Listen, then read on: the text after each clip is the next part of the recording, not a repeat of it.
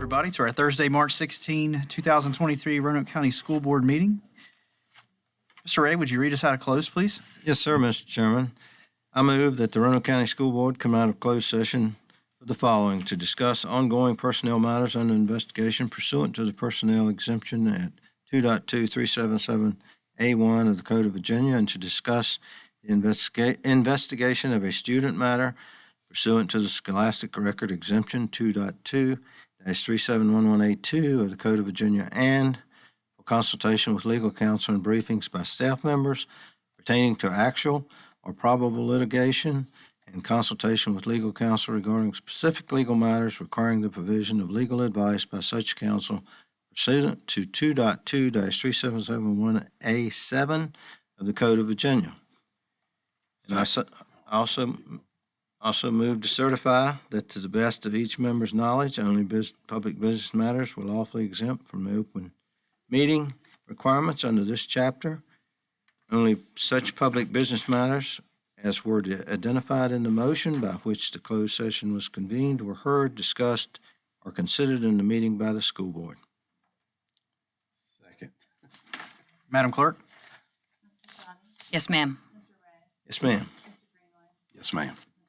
Yes, ma'am. All right, if I could have everybody stand for the Pledge of Allegiance.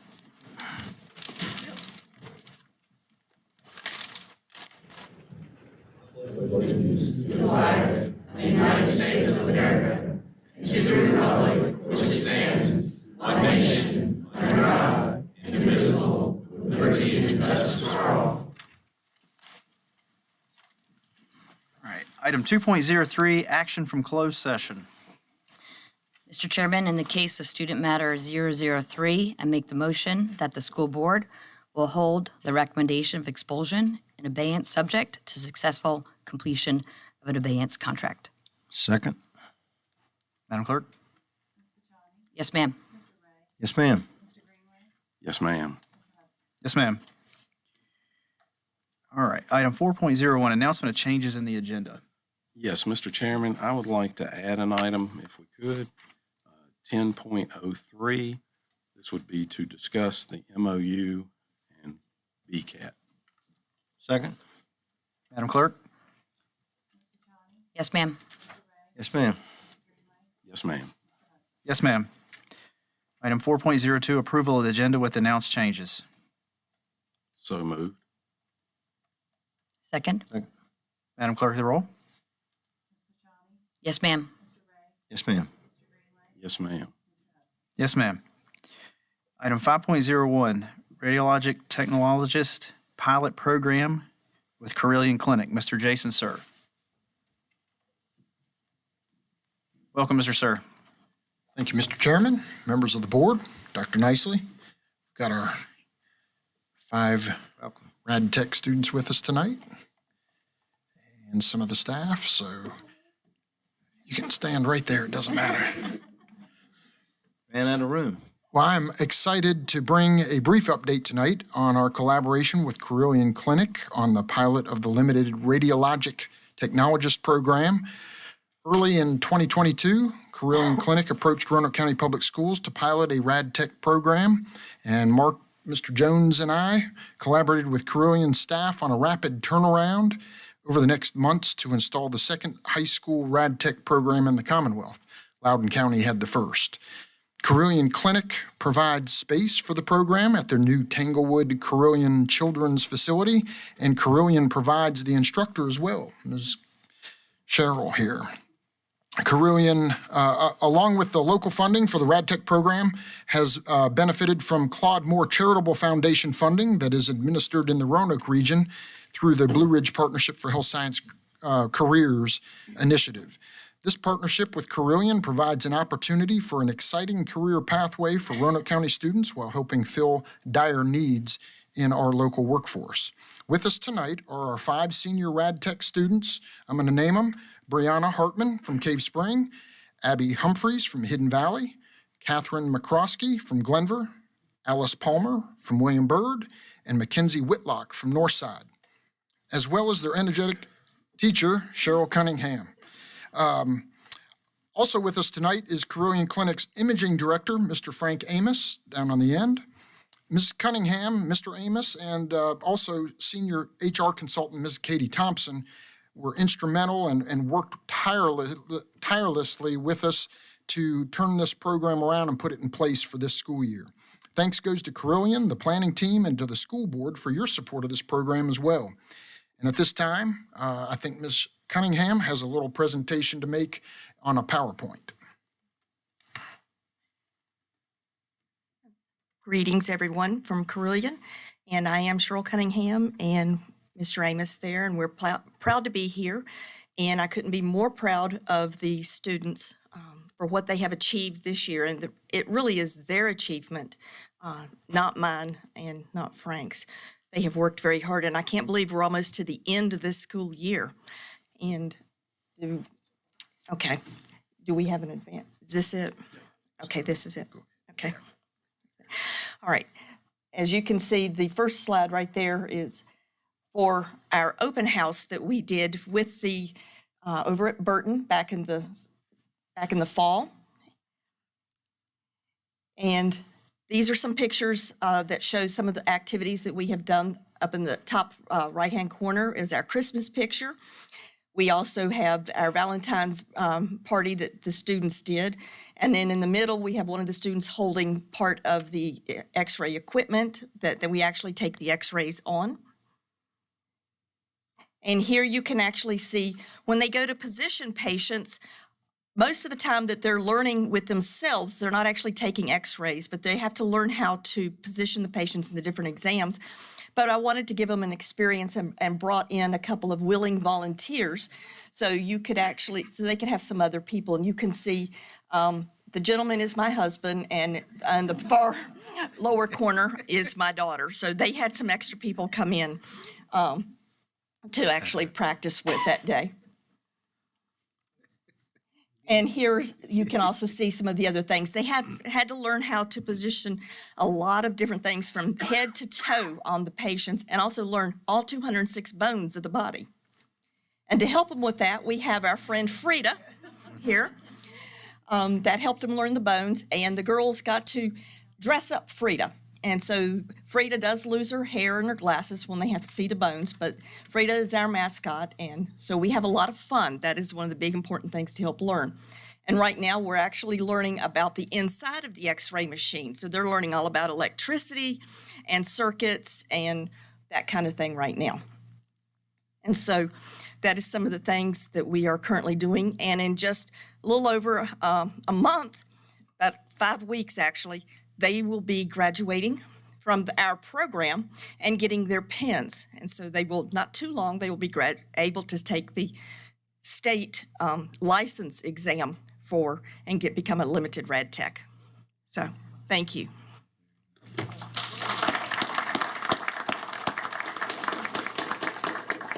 I just want to say that that piece of equipment that the girls are working on was provided through Claude Moore Scholars Foundation. It was a very expensive piece of equipment that does everything but the radiation. So the students aren't around the radiation. They're able to mimic everything else. And we're real proud to have that expensive piece of equipment for them to work on, and just the dynamic staff that works with them as well. So thank you all for letting us present tonight. Thank you. Thank you very much. We're very proud of each of you. You're the future. You're the future that we're going to see when we're in a time of need, and we're very proud of each of you, and thank our staff, and thank you for teaching these young ladies. Can we get a picture? Absolutely.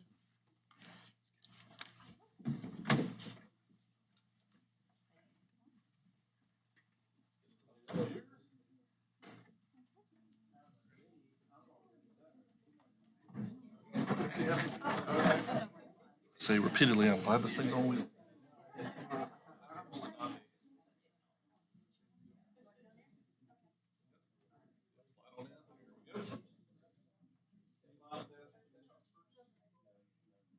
One back, so over here first. All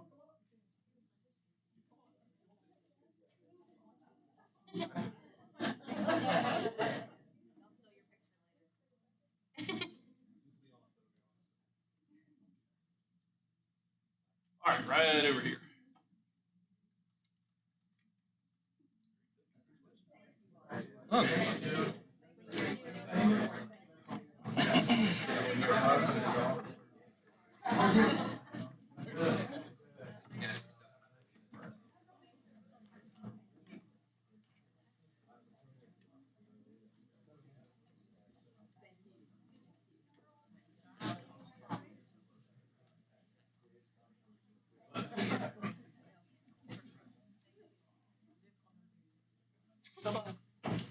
All right, item 5.02, recognition of General Assembly page, Northside High School, Mr. Tanner Orange.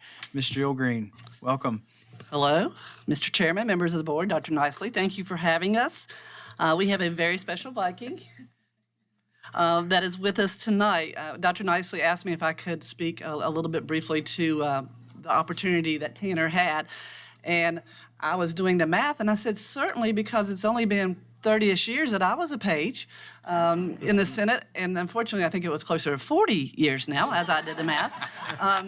Tanner, we were going to add it a little bit. He was in the House. I had an opportunity to be in the Senate, so he thinks he had the better end of the deal here. But what a wonderful experience. It is a competitive selective process. I believe there were close to 40. You have 2 lead pages. When I stayed, we were at the John Marshall, which is no longer there. Tanner got to stay for 7 weeks in the Omni. They have school there in the evenings. It's so vital, the opportunities to get to learn about the process, parliamentary procedure, leadership. Did you get to go to the governors? I did. No? Okay. Yes, and they also, I got an opportunity, thanks to Ms. Orange, she shared a link, and they had a day that they got to present bills and see how all that works. So I'm going to let Tanner talk to you a little bit about his opportunities. I want to thank his family, his mom and dad, and his brothers. I'm very fortunate I have all 3 of them with me, so very blessed. All right, you ready? You want to tell them about your bill? Hello. My bill was to amend and reenact the Code of Virginia related to the amount of sharks allowed to be caught in the waters of Virginia's coast. And so my bill was limiting the amount of sharks personal fishermen are allowed to catch from 32 right now to 10 over the span of 13 years this will be happening. This will also be reducing the amount that fishermen are allowed to catch, commercial fishermen are allowed to catch to 100 from 365 per vessel per year. And I would like to reduce that amount so that way we can save our sharks, because the amount of sharks has decreased over 71% in the last 50 years. Wow, that's impressive. Awesome. So, Mom, come up here and get a picture. yeah, come up and get a picture with him up front. Come up here. That's I was going to do it, but I didn't want to throw him off in his speech. Tanner, tell them a little bit about what the day looks like for you.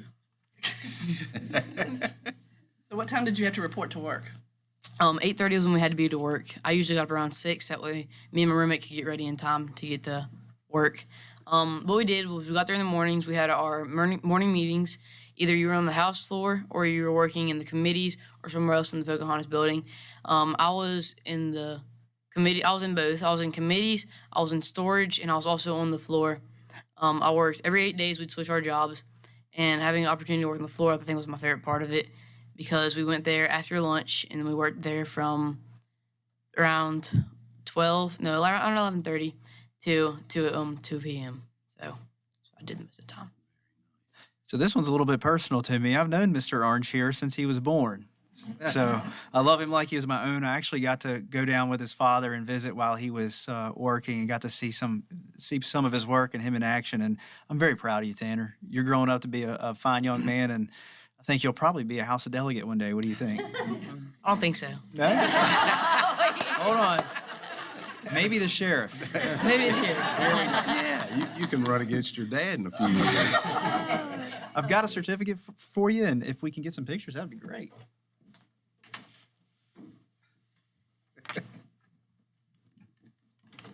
We going down? Yeah. He'll take pictures.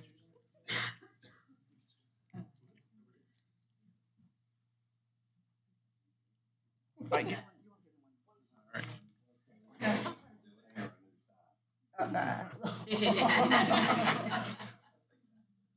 Yeah, it could be purple and gold there, Tim. Get up. Good job, Tanner.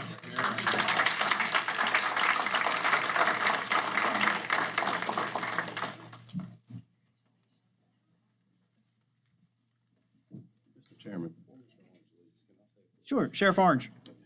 Mr. Orange, I'd like to just say, because we haven't had a chance of, we've tried to get together, but thank you for the SROs. Thank you so much. We appreciate that.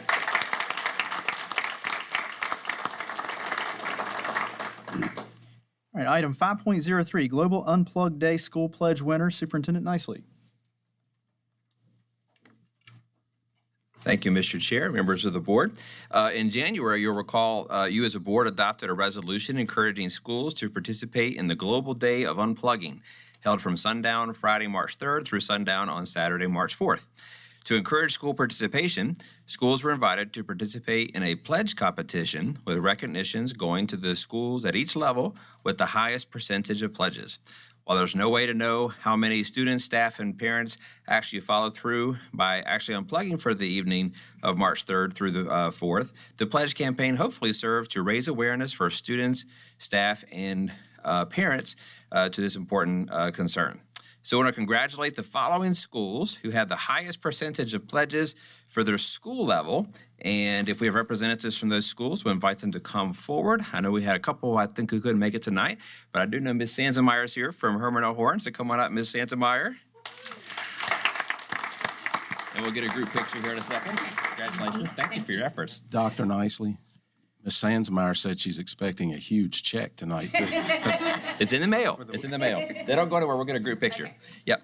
And then Fort Lewis Elementary. Do we have somebody from Fort Lewis? I think Ms. Smith couldn't make it this evening, but congratulations to them. And then Back Creek Elementary. Ms. Sharp is here.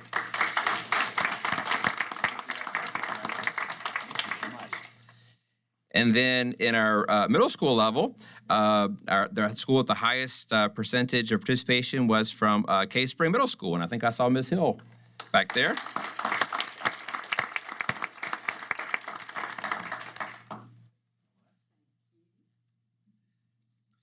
And then finally, in the high school level, Glenver High School had the highest percentage.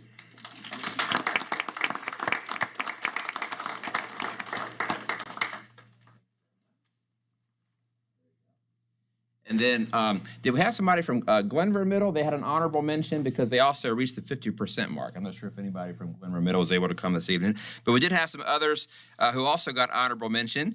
And I'll just read off the names. And those were Burlington Elementary, Green Valley Elementary, Oak Grove Elementary, Cundiff Elementary, Glenver Middle I mentioned, Hidden Valley Middle, and Hidden Valley High School. So I want to thank you all for your leadership for that day. And can we get a group picture to honor them, Mr. Lineberger?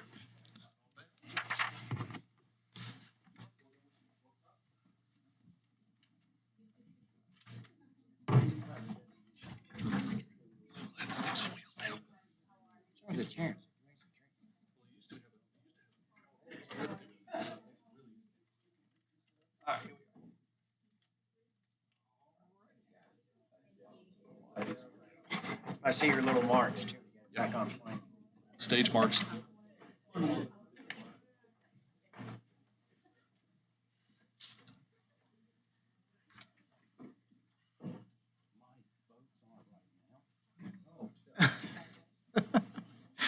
live in Cave Spring.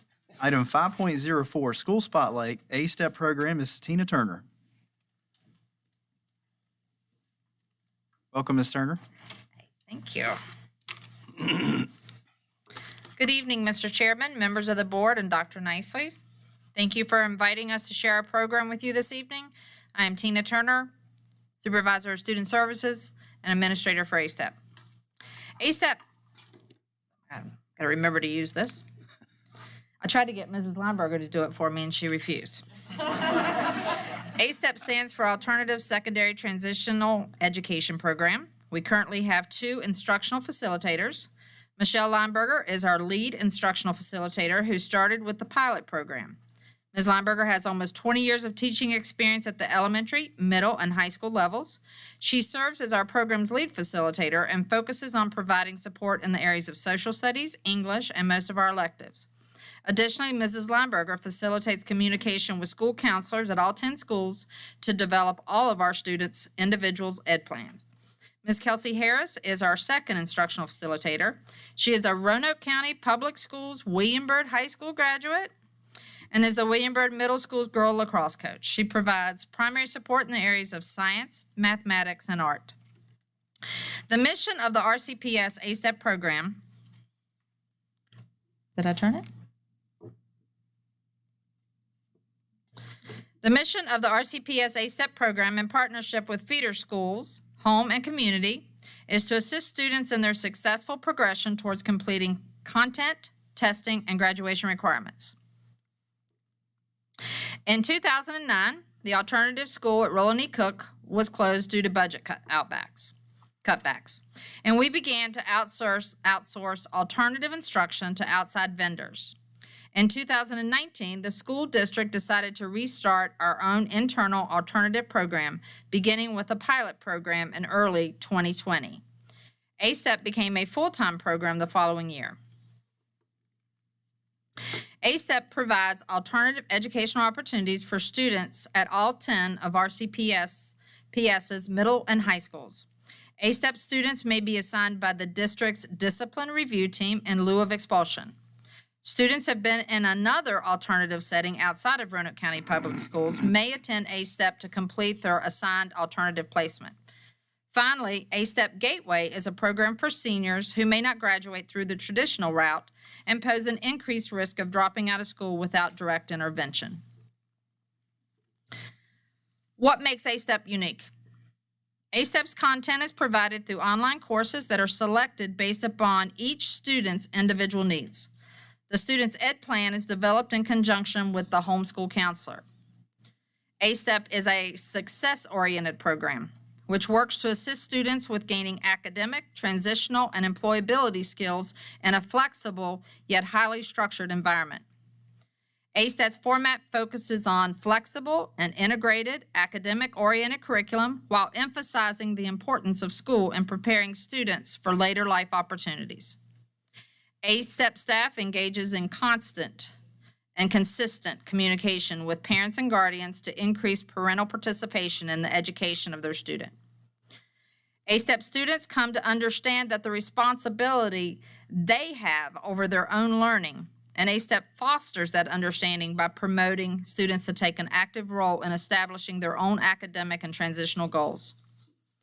A-STEP's environment, coupled with the strong relationships developed with students, assist with reducing any feelings of alienation and help to improve the self-concept of students. Also, by coupling our DRT-referred students with our Gateway graduation-oriented students, A-STEP is able to provide students with increased access to desirable social role models. Aspects of our student success. The structured but non-traditional environment we previously mentioned, along with high expectation, provides a classroom culture that allows us to build strong and positive relationships with students and families. This partnership fosters respect and trust while giving students the opportunity to take responsibility for past actions and to develop the skills necessary to reintegrate successfully back into their home, school, and community. Student accountability and choice is a big focus for us. Students are provided a weekly instruction plan. Students must complete their weekly goals prior to the start of the next week. Students also choose in what order they wish to complete assignments. This flexibility allows them to become more goal-oriented as they take a more active role in their learning. The program structure was designed to take away as many distractions as possible, allowing students to concentrate purely on academics. Student and parent survey responses show that a key component to program success is that students are provided personal space to complete coursework. Students often refer to this, their own allocated space, as their bubble. Also, students have access to instructional facilitators for one-on-one assistance. The instructional facilitators use authentic learning measures to help support student progress and provide ongoing, consistent communication to students, parents, and the homeschool. Let's talk about that communication. Instructional facilitators monitor students' daily progress and provide feedback to students on a daily basis. Parents receive a progress report each well as weekly communication on session times. Students, parents, and staff meet every 4.5 weeks to discuss progress in all courses. Staff communicates student progress and counseling needs to the homeschool on a regular basis and facilitates support provided from the homeschool. In fact, at every one of our entry meetings, we tell parents and students we over-communicate. Homeschool support. Collaboration with the homeschool is key to the student's success. A-STEP is not a school, but an add-on program, much like BCAT. All students remain part of their homeschool and receive all wraparound services such as counseling, testing, and IEP management, if applicable. Homeschool support is key to assisting students with a smooth transition when the student returns to the homeschool. A-STEP staff is trained in trauma-informed practices. This allows our students to feel safe and supported in their environment, promoting the development of habits and coping skills that lead to positive behavior and positive choices, ultimately leading to greater academic success.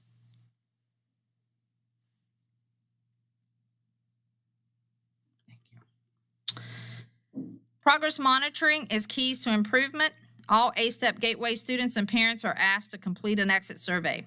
This information is utilized to better meet the needs of our students and to highlight any needed program adjustments. Some common themes from past students in personal space and calm environment, self-pacing, individualized instruction, and the opportunity to prove that they can be successful. Parent comments reflect similar themes as those noted by students, with many comments that highlight how grateful the parent, guardian are for the opportunity to participate. From spring 2020 to May 2022, A-STEP has provided high-quality alternative education for 61 secondary students. We're very proud of this, with a 92% success rate. 57% of the students that were enrolled were there for discipline or transitional purposes. 100% of these students successfully transitioned back to their home school without ever being referred back to A-STEP. 45% of those students were enrolled in A-STEP Gateway, with an overall graduation rate of 93%. Can I point that out again? 0% return rate. In conclusion, A-STEP's success rate can ultimately be attributed to the positive relationships built between students, parent and guardians, and homeschools, as well as A-STEP staff's ability to meet students where they are when they join us. A-STEP staff members work to prepare students to be opportunity ready by helping them develop needed life skills such as time management, self-advocacy, on-time attendance, problem solving, and the ability to make positive life choices. A-STEP provides a learning culture that emphasizes resilience. A-STEP staff members also aid students with writing resumes, completing job and/or college applications, completing their FAFSA and mock interviews. For students who will be leaving A-STEP but not graduating, transitional goals are developed to assist students with recognizing and developing the skills needed to support their own personal needs, helping them ensure a successful transition back to their home school. We're extremely proud of our work and the success of our students. They come to us due to a multitude of circumstances, but they leave us ready to continue their academic career at their home school or as a graduate ready for whatever opportunities come their way. At this time, we thought you might want to hear from a couple of the schools we support. Ms. Jill Green from Northside High School will provide a principal's perspective, and Ms. Sarah Williams from Hidden Valley High School will share the impact of A-STEP from a counselor's viewpoint. Ms. Green? Thank you. We love A-STEP. I knew when we first started, and I did not realize it was just being piloted at that point, what a great opportunity it would be for our students. Once students had the exposure and the opportunity with an alternative, a different type of learning during COVID, some students figured out that the traditional route that we're used to is just not what's best for them. I've looked at the numbers. We have this year, and I don't know if you were going to share the numbers, 11 students. I had 9 in the A-STEP and 2 that went through the DRT. They have been very successful. We have doubled our referrals in terms of graduating early, and there's all kinds of scenarios. I look at these names, and they're just students who maybe their home situation, they need to work, they're 18, they're ready to move on, and they are so accommodating in meeting each individual's needs. As for the DRT, that's a different route to get there. We go through the discipline review team. We were with Dr. Stiegel a lot the first 9 weeks, dealing with some children that were trying to figure out what we expected at Northside High School. Some of them needed a little time out, if you will, to be able to figure it out. We stay in touch when I'm at the school board office. I go by and visit our students. Our students know they're welcome, unless they're in the DRT program. Back at events, we had 3 in the front and center Friday at the basketball game. So they're still very much a Viking.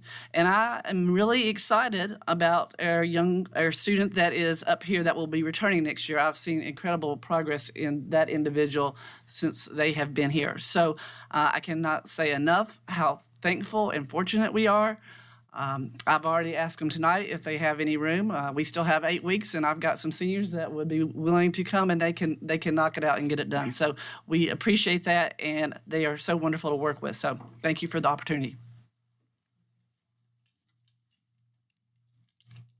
Hi, Chairman, the board, Dr. Nicely. Hi, I'm Sarah Williams. I'm a counselor at Hidden Valley High School, and I feel really grateful to be here to talk about my experiences with this program. It's one I really believe in and have seen firsthand the tremendous positive effect it has on our students. We do have a handful of students every year that struggles socially and emotionally for a myriad of reasons, and the traditional high school setting is just not conducive to them. And it has been wonderful to have another non-traditional option for them to continue their studies in a supportive environment. It definitely gives them more independence, a calmer environment, and more support.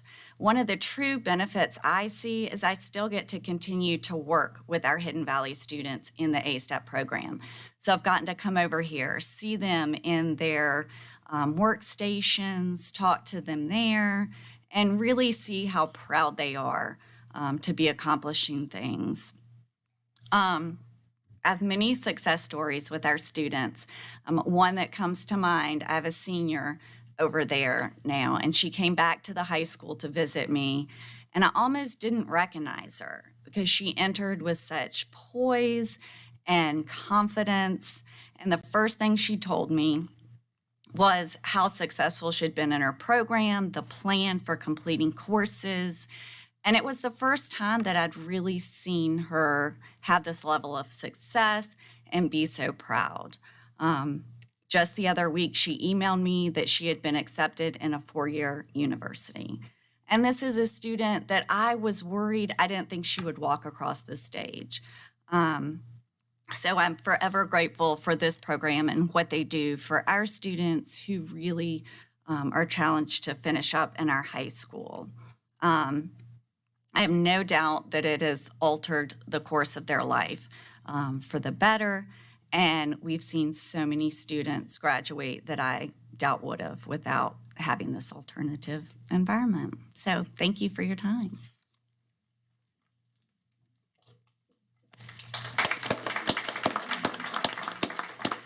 We would like to thank all of you and Dr. Nicely and especially Dr. Stegall for having the vision to go out and she and Mrs. Lineberger visited some alternative programs to pick and choose from what could work and establishing the program. So we're just very grateful. Thank you. Thank you, Ms. Turner. Mr. Chairman, I'm sorry. Go ahead. I was going to tell her to hold Ms. on a Turner, second. Can I ask just, is it okay? I mean, this is a great presentation, and Yes, sir. and this has kind of, been in the forefront in the last couple weeks, and I just had a couple quick questions if I could. Sure. So, how many students do you currently have? Current.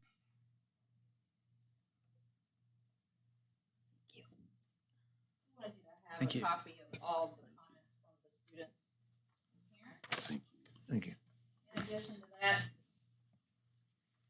if you want to turn to page, I think it's page 5. You can see the enrollments for all the years that we've been in existence. The pilot program in the spring of 2020 had a total of 7 students. And then it's divided out by whether students were in A-STEP or whether they were in Gateway. So 2021, there was 7 DRT students, 7 Gateway students. 21-22, there were 16 DRT students, 21 Gateway students.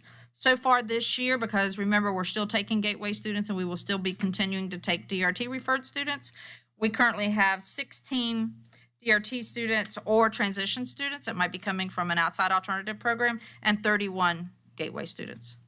So can I ask another question there? So I'm putting those numbers together, about 47. And it's going to be a silly question, I'm sure. Tell me the difference, A-STEP and Gateway. Well, the whole program is called A-STEP, Alternative Secondary Transitional Educational Program, but Gateway is, so They're not we're a disciplined. gateway to that next step for them. Got you. Not a discipline there, just needing a little help. And for, like Mrs. Green did a great job of explaining, they come to us for a whole plethora of reasons, and then from the counseling perspective, sometimes there's just reasons that they're not being successful in the traditional high school environment. Okay. And any elementary kids in this? No, this is just secondary. Okay, just secondary.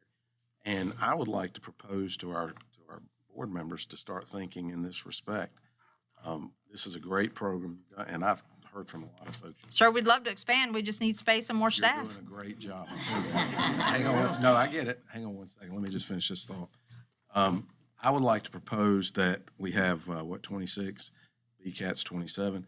I'd like to propose this as our 28th school.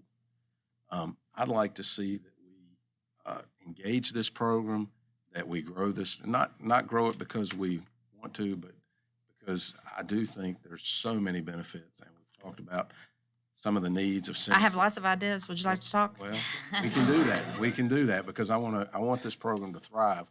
I think it provides a necessary, just a wonderful environment for us to change the trajectory a little bit, just like some of the stories we just heard, where we're changing the lives of some children that maybe were headed in the wrong direction or just needed to refocus, retool, whatever. But I think it's a great program that can only be.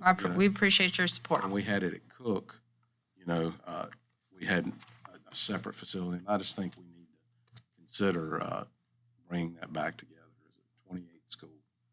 Thank you. Thank you. Mr. Ray? Thank you, Mr. Chairman. When this began, it really, it seemed it's a buy-in. They feel still part of the school system. As Ms. Green said, they're still Vikings. When they go to an alternative school where they lose that identity, then, you've lost a lot.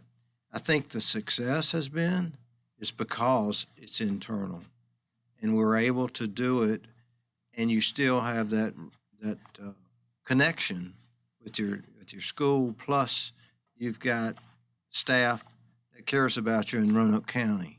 Absolutely. So I think that's the beauty and the success of this program.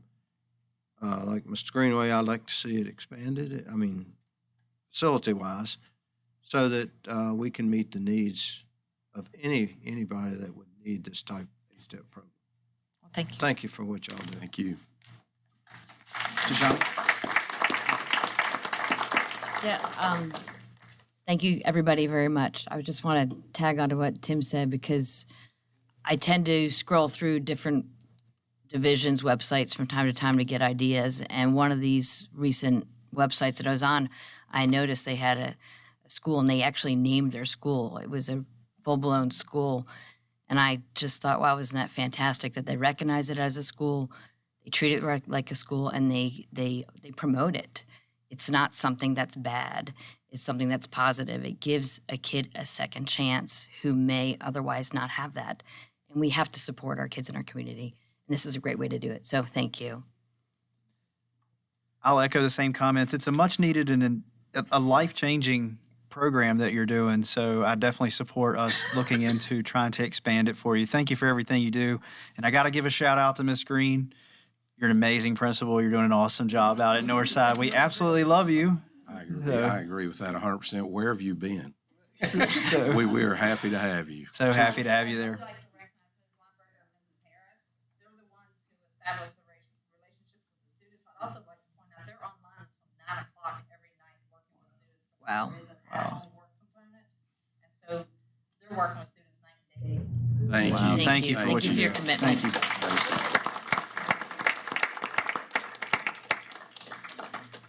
All right, item 6.01, report by Student Advisory Council, Miss Emma Rashoru. Good evening, Mr. Chairman, Mr. Vice Chairman, members of the board, and Dr. Nicely. The month of March kicked off for the SAC as we hosted our latest meeting on the first of the month.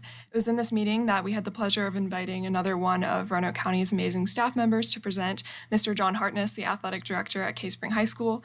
Mr. Hartness provided an enriching presentation and discussion of not only his work as an athletic director, but his take on the importance of school sports, the why behind school athletics, and how students can utilize athletic opportunities as a means of enriching their school and personal life balance, as well as through increasing skills in determination, time management, school engagement, and spirit. Furthermore, Mr. Hartness led a discussion surpassing his presentation with the SAC members. Interestingly enough, despite having a number of student athletes amongst the SAC, our members were still able to learn a variety of new information concerning the ins and outs of the management and coordination of the various sports that they play, as well as the financial piece of the athletic puzzle. It was in this meeting as well that the SAC continued our work on the Student Leadership Conference, in which I have to thank each and every one of you for your willingness to attend this year. I can never express enough how fundamental each of your roles are in curating the conference, as your breakouts are a way to bring the voices of our Roanoke County Public School students directly to the board in a conversational and encouraging environment. I'm excited to announce that this year's theme is Leaders All Around, with the goal being to inform Roanoke County Public School students on the attributes of a leader on a global scale, providing students with a set of tools necessary to lead across any and all landscapes. We have quite the lineup of speakers, ranging from our very own Mr. Lionberger to the former Vice President of Virginia Tech, Dr. Henry David Ford. The continuity amongst the range being that each speaker represents an attribute of a leader necessary for leading across the global landscapes, which our students can then take on with them outside of high school. Of course, as always, I thank each of you for your endless support of the Student Advisory Council. Thank you. Thank you, Emma. Item 7.01, hearing of citizens and delegations. During this time, each speaker will be given 3 minutes to speak. Once the red light illuminates on the podium, your time has finished. We ask that each speaker remain respectful and only address the chair and not individual board members. First up, we have Olivia Bott and Skylar Fitzgerald.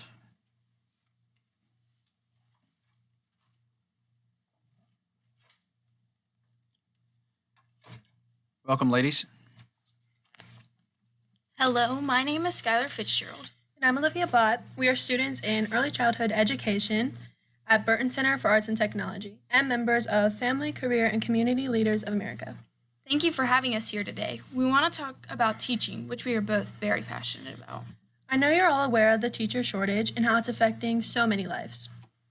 As a part of an FCCLA competitive STAR event, we decided to research this topic to better understand why it's happening, who it's affecting, and what we could do as students to make an impact. This research has led us here, speaking at a public forum for the community to see, and to show our support for teachers and schools by bringing awareness to the reality of the teacher shortage.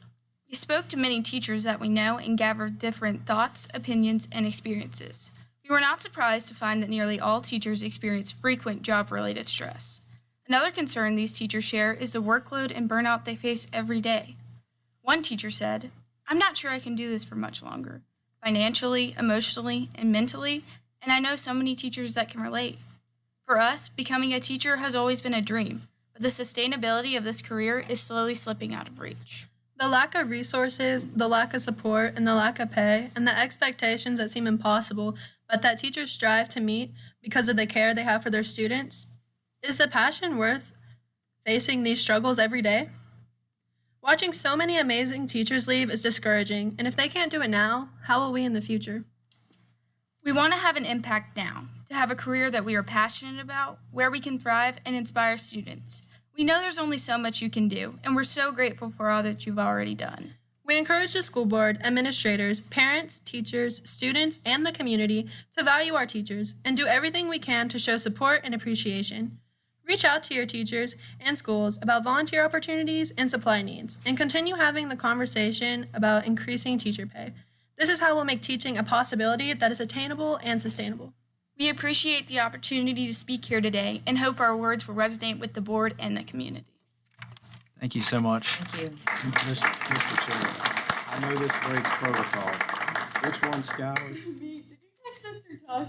I didn't text Mr. Tuck. He texted me. Yes. Now, I can't take a picture and send it to Mr. Tuck, can I? Is that, I mean, can I do, I don't want to get in trouble. Can I take, y'all did an excellent, so just to give you a little background, Mr. Tuck, well, you know, you met Mr. Tuck. So he messaged me yesterday and said Skylar's going to be speaking tomorrow, and she's nervous. saying you wouldn't. Well, he said you were a great student. You would do a wonderful job. And I told him, as long as I was here public speaking, you're never going to be the worst one. And you are actually wonderful. So I just want to send him a picture. You can wave at him. Thank you. Very nicely done. Thank you. All right, next up is Mr. Brown.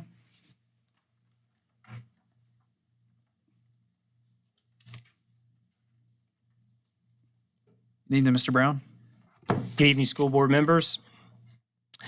I was deeply moved at the last school board meeting when the young lady from Glenver shared her harrowing account of being victimized in her bathroom by a young man who the school was permitted to be there. She reported that other young ladies have experienced the same thing but have been afraid to step forward out of fear of retaliation. She is a courageous woman. But why is it that a young girl in fear of her own safety should be the one to address this board publicly? I can no longer remain silent while this is happening. Gentlemen, I want to address you specifically. As husbands and fathers, we have a natural responsibility to be protectors and providers. This young lady is under your care during the 7 hours that she spends at school each day, and she's not being protected. My daughter is under your care for the 7 hours that she is at school each day, and she's not being protected. There are boys loitering in the girls' bathroom on a regular basis, and despite my repeated private requests, this behavior continues. It is time for us to stand up for women. Women are beautiful, they are the source of all life, and they are worth standing up for. Our young women deserve the simple courtesy and dignity of privacy while attending to their biological needs in their restrooms, locker rooms, and dressing rooms.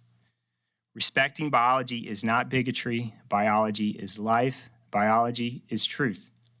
The reason that there is a no smoking sign at fuel pumps is not because we hate smokers. It's because having an open flame so close to combustible substances creates a danger to themselves and those around them. Let me be clear. If you're a young man experiencing feelings of unease or confusion about your gender, know that you have been created in the image and likeness of God with dignity and immeasurable worth. God does not make mistakes. He created you just as you are out of a sheer act of perfect love. Understanding this is the highest form of affirmation that there is. You belong in the classroom, in our homes, in our churches and communities. You belong in our friendship, but you do not belong in the bathroom with my daughter in this most intimate, exposed, vulnerable, and unmonitored space.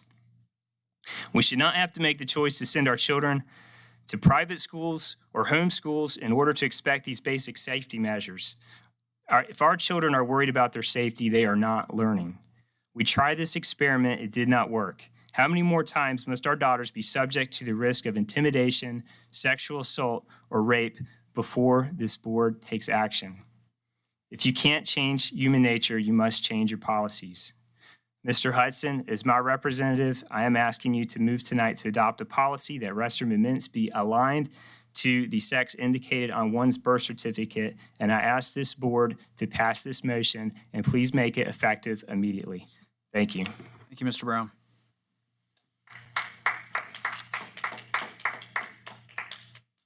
Next is Erica Joyner.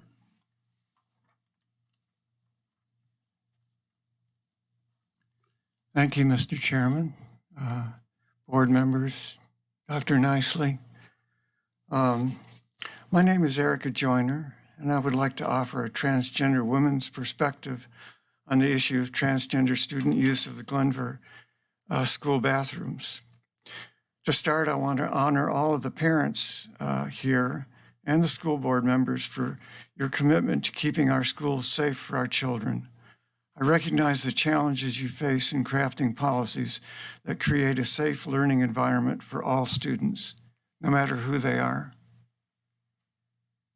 In that regard, I would like to address some misconceptions about the reality of being transgender that are being circulated in public and especially on social media. These misconceptions are creating the opposite of a safe learning environment for Glenvar students. Biological sex, what's down there, and gender identity, the personal sense of one's own gender, are two separate things. Each are formed by complex processes before birth, but one does not determine the other. Most people are born with a gender identity that matches their biological sex, but surveys say that anywhere from 1% to 5% of the population are not.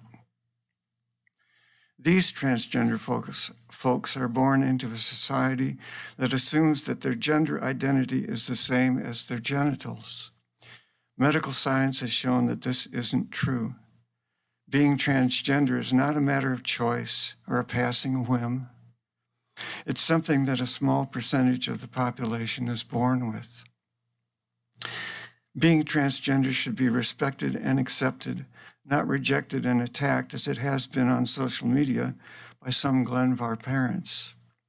While concern for their children's safety is justified, the way they have expressed their concern with anger, ridicule, and misinformation is not. Parental posts on social media, such as the following, just break my heart. The pervert that identifies as a female is hanging out in the girl's bathroom, or referring to that transgender girl, I don't care about that voyeur's feelings. These kinds of posts are cruel and amount to bullying. How would they feel if someone posted that their husband was a pedophile?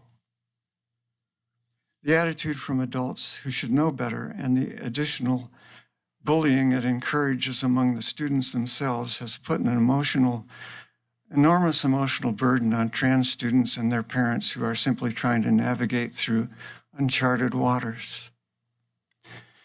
Did you know that the National Institute of Health states that 40% of transgender people and 56% of transgender youths have not just thought about, but have attempted suicide? These harmful attitudes also put an unnecessary burden on the school board, principal, counselors, as they try to come up with fair and balanced transgender choices. Eric, I'm going to have to ask you to sum up your comments. You're about 30 seconds over. Oh, okay. I'm a transgender woman who has had a successful career as a bookkeeper, who's active in her church, who deeply loves her family, and has been welcomed on the pickleball court. In other words, I'm a typical human being who has every right to exist, survive, and thrive. I simply don't understand why this same right that we all share can't be extended to the transgender children who go to Glenvar School. Thank you.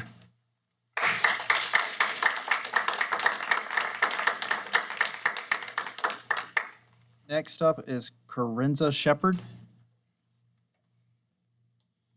Ms. Shepard, did I pronounce that right? Thank you.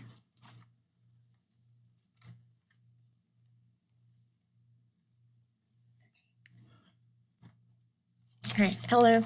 My name is Carrie Shepard. I'm here to discuss the recent situation, which has brought emotional harm to my transgender daughter and our family. I'm asking tonight that the school invest in training to prevent harm like this from happening to my child or any other transgender child again. The U.S. Court of Appeals ruled in 2020 that transgender students have the right to use the bathroom of their known gender identity. This right has come under question with regard to my daughter after a student recently reported discomfort with my child's presence in the girls' bathroom. This backlash quickly escalated, and my daughter has been very publicly and falsely accused of misconduct, despite the school administration declaring that no misconduct had occurred. The parent who led the backlash and increased the very real threat of danger against my child online has done so without knowing anything about my child. She doesn't know that the reason my child was in the bathroom that day is that she didn't want to go to the cafeteria because she had no one to sit with. She has always struggled with social norms and making friends due to her autism. She doesn't know how very badly my child wants to fit in and be treated like any other girl in school, or that she would love to have a boyfriend. She doesn't know that this was the first school year that I okayed and signed off on her using the ladies' room or the faculty restrooms per the school's policy on transgender bathroom use. She doesn't know that my child knew she was really a girl inside since she was 4 years old. She doesn't know that my child tried to take her own life and was hospitalized for that, along with severe depression, anxiety, and self-harm, and continues to struggle daily with her mental health. She doesn't know that because of the life-saving treatment we are able to provide for my child, that her testosterone levels are closer to a girl's level than a boy's, and is going through a female puberty state, which renders her incapable of the assault that is so feared by these parents. She does not know that she has made the target on my child's back 1,000 times bigger, as she has had to suffer with more and more bullying in the past month since this all started. She doesn't know her schoolwork has now begun to suffer. She doesn't know about the phone call I took from my child, who was hysterical after a group of students followed her to the bus recently and threatened violence towards her.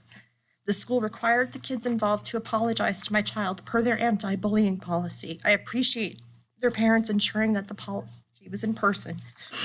They explained to the administration that they thought they were doing the right thing. They thought because they saw online the parents' encouragement of violence against this supposed monster, they thought they were being the heroes in all this. I hope we can all learn something from this. Can we think twice about how we are leading our children? Hate, misunderstanding, fear, and violence are certainly not the answer. Putting ourselves in each other's shoes may be a start. We all want our children to feel safe, valued, and successful at school, and this needs to include transgender children as well. I will be forwarding some suggested training for the school that you may find helpful to create a more friendly environment for all students. Thank you so much for the opportunity to speak tonight.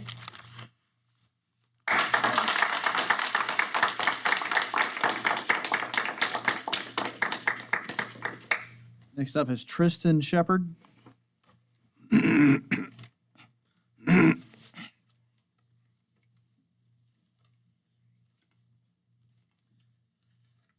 Hello. As you already know, my name is Tristan. I'm a high school student in Roanoke County. I am asking the board to listen and work to protect transgender students and our rights in Roanoke County Public Schools.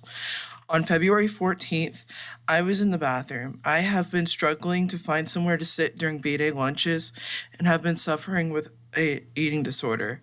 I was in the bathroom skipping lunch, feeling general hate towards my body that day, considering self-induced vomiting when a girl walked in. I didn't want anyone else to see me vomit, so I stared in the mirror and stood in the corner. I walked out for a little bit and walked back in. I went straight back to the spot I was at and waited as she walked out, washed her hands, and dried them. That was my perspective of what happened that day. Much later after, I heard from a friend about the online frenzy against me. I was told the original claim against me was that I made the student uncomfortable. I would like to tell you what uncomfortable feels like. Uncomfortable feels like being harassed on a day-to-day basis. Uncomfortable feels like developing an eating disorder and feeling the need to hide it. Uncomfortable feels like getting sexually harassed and nothing being done about it. Uncomfortable feels like getting random panic attacks just from being in the same room as certain people. I would personally love to see how this compares to the student's original claim. On a day-to-day basis, being a transgender female, I struggle with mental health, and this situation has made it so much more difficult. I genuinely fear going to school because of the threats being made. I deserve to learn in a school environment where I feel respected, protected, and seen for my full humanity. I deserve to have the same school experience as my cisgender peers without constantly worrying about my safety simply because of my identity. I deserve to have the ability to thrive, grow, and live a life full of joy in my community.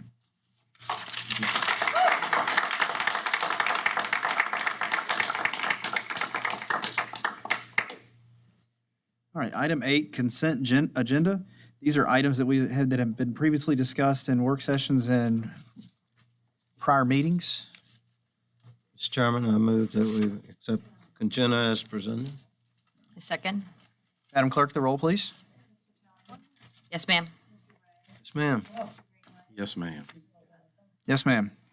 Doesn't look like we have any action items tonight, so we'll move on to the information agenda. Item 10.01, request to surplus music department equipment. Mr. Rick Elliott.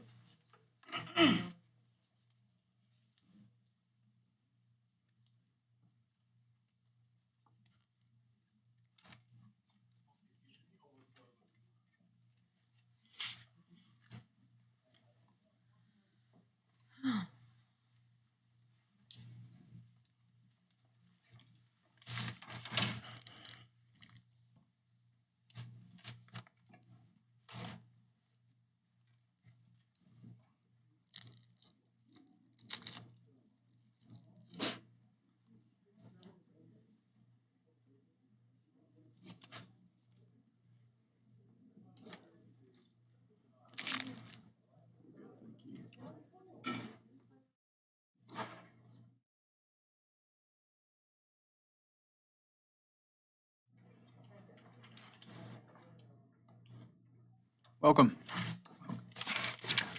Chairman Hudson, board members, Dr. Nicely, my apologies. I was sitting at my desk watching.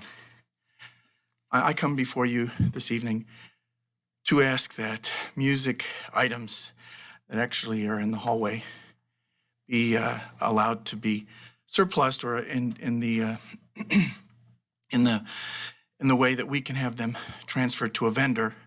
We will be receiving credit for instrument repair. We have a vendor who came a couple weeks ago and offered us $500 credit.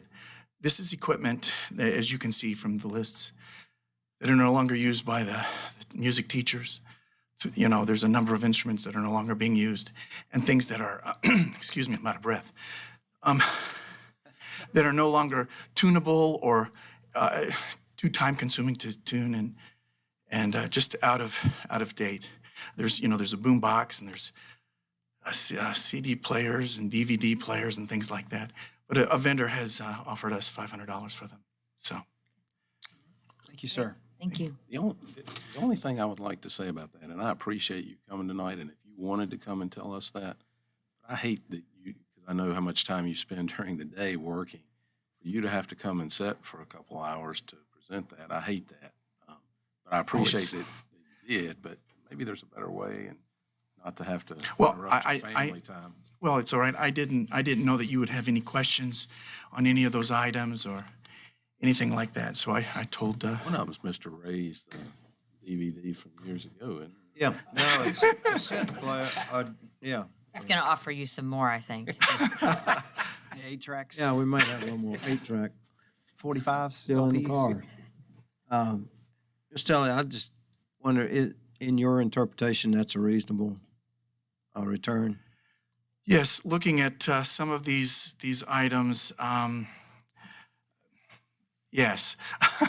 I've held on to them for the longest time, for over a year, trying to think, well, can I convince music teachers to take them and utilize them in their classrooms?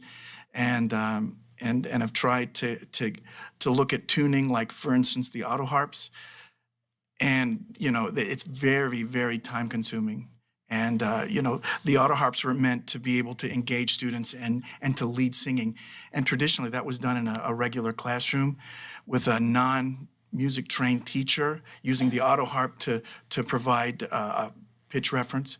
But as far as everything else goes, they're just outdated and things. And the guitars, most of them are in disrepair. The 60-some guitars and they're 3/4 size. And we ventured to, since we don't have high school guitar classes anymore, we put them in the elementary schools. And what we found was that it's for 4th and 5th graders, it was okay. But we've got ukuleles and recorders and things to engage students with actual music making. So yes, to answer your question, yes, sir. Time to go. Thank you. All right. Thank you, sir. Appreciate it. Thank you. Item 10.02, Annual World Language Presentation. Dr. Paula Newble, welcome.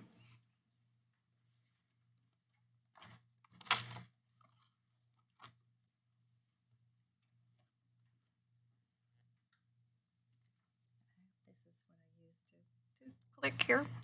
Good evening, members of the school board, Mr. Chairman and Dr. Nicely.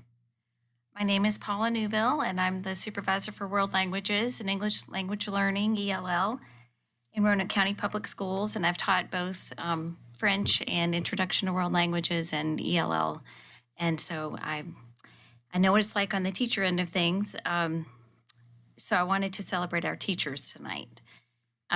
Teaching languages is a very special and rewarding career due to the relationships that you build with students.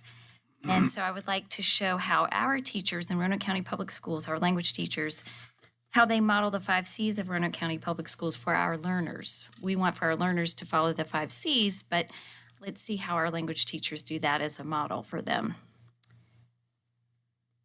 And do I click the right click button? Is this not correct? Oh, it's right. Okay. So the first one is Marcia Taylor. She teaches French, and she's at William Byrd High School mostly. She presented at FLAVA, or the Foreign Language Association of Virginia, last fall. She collaborated and presented a workshop with colleagues from Montgomery County Public Schools and Culpeper County Public Schools. Here she is at the conference. She's on the far left in that picture. They presented on Manie Musicale, the addictive annual French music competition that everyone loves. The goal of this is to increase student engagement in the French language, cultural knowledge, and to improve French language skills using popular French songs from all over the globe. And French is a global language, so the songs were from the Caribbean, from Africa, from Europe, and from Canada. The songs are amazing. And it was a really amazing presentation, too, because the partners that she collaborated with during this presentation also had the 2 founders of Manie Musicale zoomed in from Maine, so that was a nice surprise. I sat in on that session. Ms. Taylor is also a contact and representative for Roanoke with our sister city in Saint-Lô, France, and she attends cultural meetings and arranges exchanges.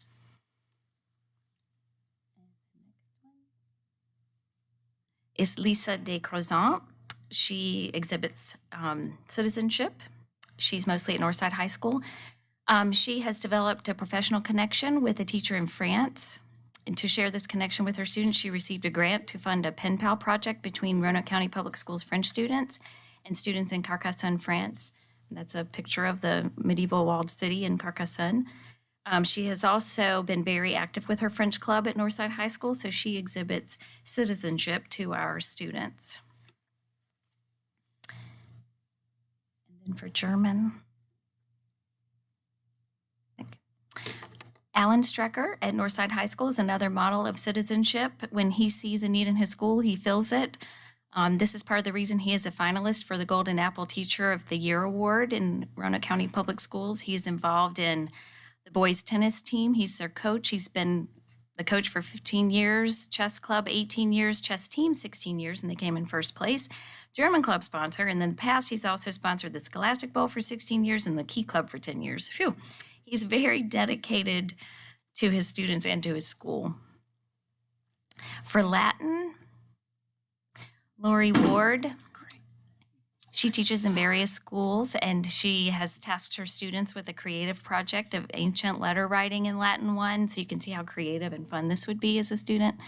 The students wrote letters in Latin from one character to another from their textbooks, and they drafted their letters, made their own parchment by staining paper with coffee. They created their own signet rings out of air-dry clay after they looked up ancient examples. So Dr. Ward gives Latin students a chance to tap into their creative sides while exploring their content knowledge.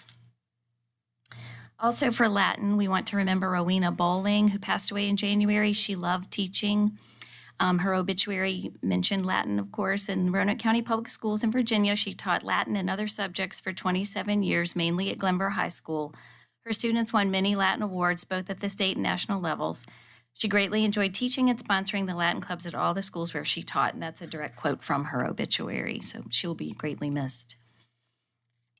For Spanish, critical thinking and creativity, these are actual quotes as well from former students. Brittany Martin at William Byrd High School sent me this from one of her former students. And this is really interesting. He wrote, "Post-grad, I hope to use my Spanish to help with underserved populations while I get my master's and eventually my PhD in epidemiology. I want to continue my use of Spanish in my job and everyday life post-graduation because it has given me so many opportunities. And it's the student who wrote that in South America. And Ms. Martin gives her students opportunities like this to explore real-life applications. Another quote for another teacher from Jen Califoot at Cave Spring Middle School. Her student wrote to her and said, and her student is a tutor now of Spanish in the DC area. You wouldn't believe what I still use from your class in my Spanish sessions with my students. The songs, the conjugation jingles, the aquí, allí, allá hand motions, and I remember those too because Jen taught me those when we taught together a long, long time ago. I'm not going to act it out though. Now more than ever, I'm reflecting on what an impressive and effective teacher you are. My students constantly ask, how do you remember all this? And even with years of studying Spanish, I can confidently say it's because of you. Thank you for inspiring generations of students with your teaching, and know that some 34-year-old in Washington, D.C. is still using your tricks today. So it's really neat to see. Ms. Califoot uses creative techniques to inspire her students, that's for sure. Also for Spanish, we have Amy Bolin at Cave Spring High School. She received a couple of grants this year for classroom books. And she wrote, this is from her, we are using the books in literature circles. Each week, students work in small groups after they read a section to discuss. And each time they read, they fulfill a role such as super summarizer, culture connector, illuminating illustrator, word wizard, etc. So by allowing students to act out these roles, Ms. Bolin shows them that reading skills and communication skills go hand in hand. And actually, she's an excellent example of communication because she uses 100% immersion in the target language in her class. I've observed, and it's astounding. Kirsten Lubbs Robinson, Spanish 1 students at William Byrd Middle School participate in the Locura de Marzo international song competition, like the French one that we heard of earlier. It's sort of like brackets, like the Menu Musicale as well. Kirsten sent me this map. It's a map of, as of March 1st, of the participating schools in the U.S., and there are 50 states and D.C. where schools are found that participate in this musical competition where they vote on the songs. And as of February 28th, there were 1,380 schools participating and then 17 countries also. So Ms. Loves Robinson uses her music platform to encourage her students to communicate with other students across the globe. Now on to English language learning, or ELL. Sharon Francisco, this is a Roanoke Times article written about her homework club from last summer. And she saw a need and she acted on it. This is directly from the Roanoke Times article. Years ago, she started an after-school club to help EL students in Roanoke County, where their population was climbing. Students she worked with since kindergarten see her in Mount Pleasant Elementary School hallways and say excitedly, "See you this afternoon in homework club." So the first sentence of this paragraph, this excerpt, exhibits how Ms. Francisco models citizenship. She knew some parents couldn't help with homework due to other languages being spoken in the home, so she created this after-school help club. Family engagement is such a large part of being an ELL teacher, so Ms. Francisco definitely exhibits citizenship. And also for ELL, we have some collaboration. Ann Shepard teaches, along with Margaret Witt, the BCAT newcomer classes. The top picture shows the newcomer class at BCAT admiring the roller coaster lab projects of the physics class and voting for their favorite. Ballot was one of their vocabulary words, so it was a great opportunity to demonstrate using a ballot and actually voting, like participating in the process.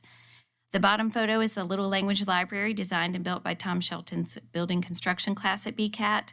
The English learners in Dr. Shepard's class first visited it to see the design, then later on the finished product, and they got to vote on the colors of the Little Language Library. And actually, the books that will go in it will be Spanish and Arabic books, and they will be placed in an apartment complex near one of their highly populated schools. It has a lot of English learners, so that parents can check out books in their own language and read to their own children, because they might not be able to find those books or access those books themselves. So Dr. Shepard collaborated with teachers and with me for some of these projects, and she offers students new experiences through her collaboration. It is my honor to work with such dedicated and talented teachers. I wish I could have featured all of our English language learner teachers or all of our world language teachers in this presentation, but that just gives you a glimpse of the hardworking, kind teachers that we have in our school system and what's going on. And so I just wanted to thank you for letting me share that with you tonight. Thank you so much. Thank you. It's amazing to me how our teachers have to deal with so many different languages within the classrooms, and then I guess they go to get the help, and y'all are amazing at what you do. Well, they are wonderful teachers, and I know that two young ladies up here earlier were saying that we need more teachers, and what can we do to help our teachers? But I think spotlighting them and showing the amazing things that they're doing to the public, that's a good way to just at least lift them up and let them know that we appreciate them. Thank you. It's very fulfilling Thank you. what you do. Thank you. All right, item 10.03, what we added to the agenda, the MOU BCAT discussion. Mr. Greenway, would you like to start off with that? Yes, I'll be happy to, Mr. Chairman. Thank you. I'm going to be a little disjointed in my comments, but I think probably we'll all kind of fill in and maybe add to these comments. So the Board of Supervisors had their meeting Tuesday, and they spent at least around an hour. I won't say at least an hour because I didn't time it, but I thought it was around an hour, discussing the MOU for BCAT and the two elementary schools to come back to us. And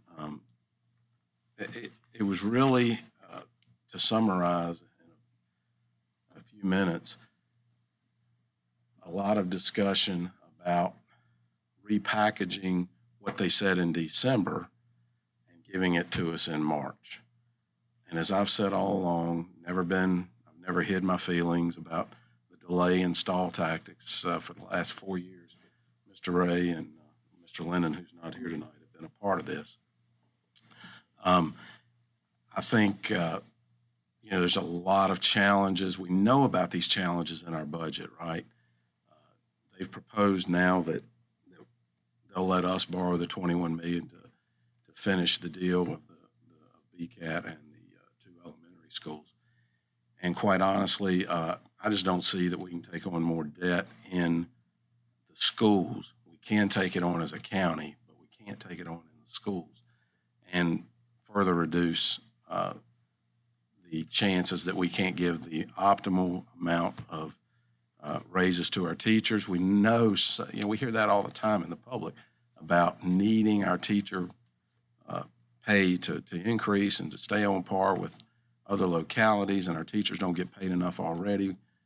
This is not new material. This is stuff we've talked about for the last 6 or 8 years, Mike. This is not new issues, and 87% of our budget, somewhere right around there, goes to salaries, staff salaries, not just teachers, but staff salaries. And it's like running a city. Benefits. And benefits. And so it's like running a mini city, and Dr. Nicely and staff do an awesome job. And we're just along for the ride on some policies and trying to add direction some. But I wanted to reiterate that this has been a tough ordeal. We've been on this path for about 4 years. I can remember, and now I know why boards have had such a hard time with BCAT. It's not represented by one of the board members. It's not in an area. It's in Salem, but it serves the function and the meaning of BCAT and what it does for our community is absolutely huge, and it's getting more needed, more desired in our community than ever in today's world. And so, but having said that, some of the best deals I've ever made in real estate or investments were deals that I never made. They were deals that just, it didn't happen. And for whatever reason, some of those deals that was a good thing. And I don't know that this is one of those that's a good thing. But I think my proposal to my fellow school board members is that we take BCAT off the CIP list. We just can't do it with the funding we're given. We can't continue down this path of continuing to go back and forth. I mean, this may last another year. We've put 10 citizens through a year-long struggle to give us the parameters of what that school should look like. We've haggled over this for 4 years. We've had Phil had the board do a study 4 years ago to tell us what we already knew about BCAT. We have done this committee last year. We've tried to identify funding. And from the school board's perspective, we just can't get there. It's just not, I don't think, doable right now. So what I'd like to say is our budget, we've shared revenue, which we know about with the county, is in 2004 when they set this up, we were in the 43% range. Mike, you were on the board of supervisors at that time. Now we're down to about 41% of revenue. Dollars, as a percentage, if we're getting, we're just getting less money from them on those, and that comes back to that 2016 adjustment on ADM, I believe. We're paying for SROs, right? We feel the need that we need those. It's a public safety item. We want our kids to be safe. We talk about bullying. We talk about all these measures. We talk about reinvigorating our police and sheriff into the community and letting them know what a vital part of our community they are and how important they are. And we can't get any relief on that. Now, maybe that's coming, I've heard, but we haven't heard anything. Add debt service to the $21 million. That's about $1.4 million in payments, as I recall, Ms. Peterson, you correct me, that we would have to make if we took on that $21 million that the Board of Supervisors want us to take on. Summer school's costing us more. It's just part of, budget, home budget. Things happen, break, go to the doctor, things happen. You have to add to teacher salaries. We know that's a struggle every year, and we want to give as much as we can to our teachers. $1.4 million out of our budget's a hole that I don't think we can sustain. We try to include maintenance. Mr. Kegels does a great job with that. We need more maintenance for these older schools, these older facilities. It's a never-ending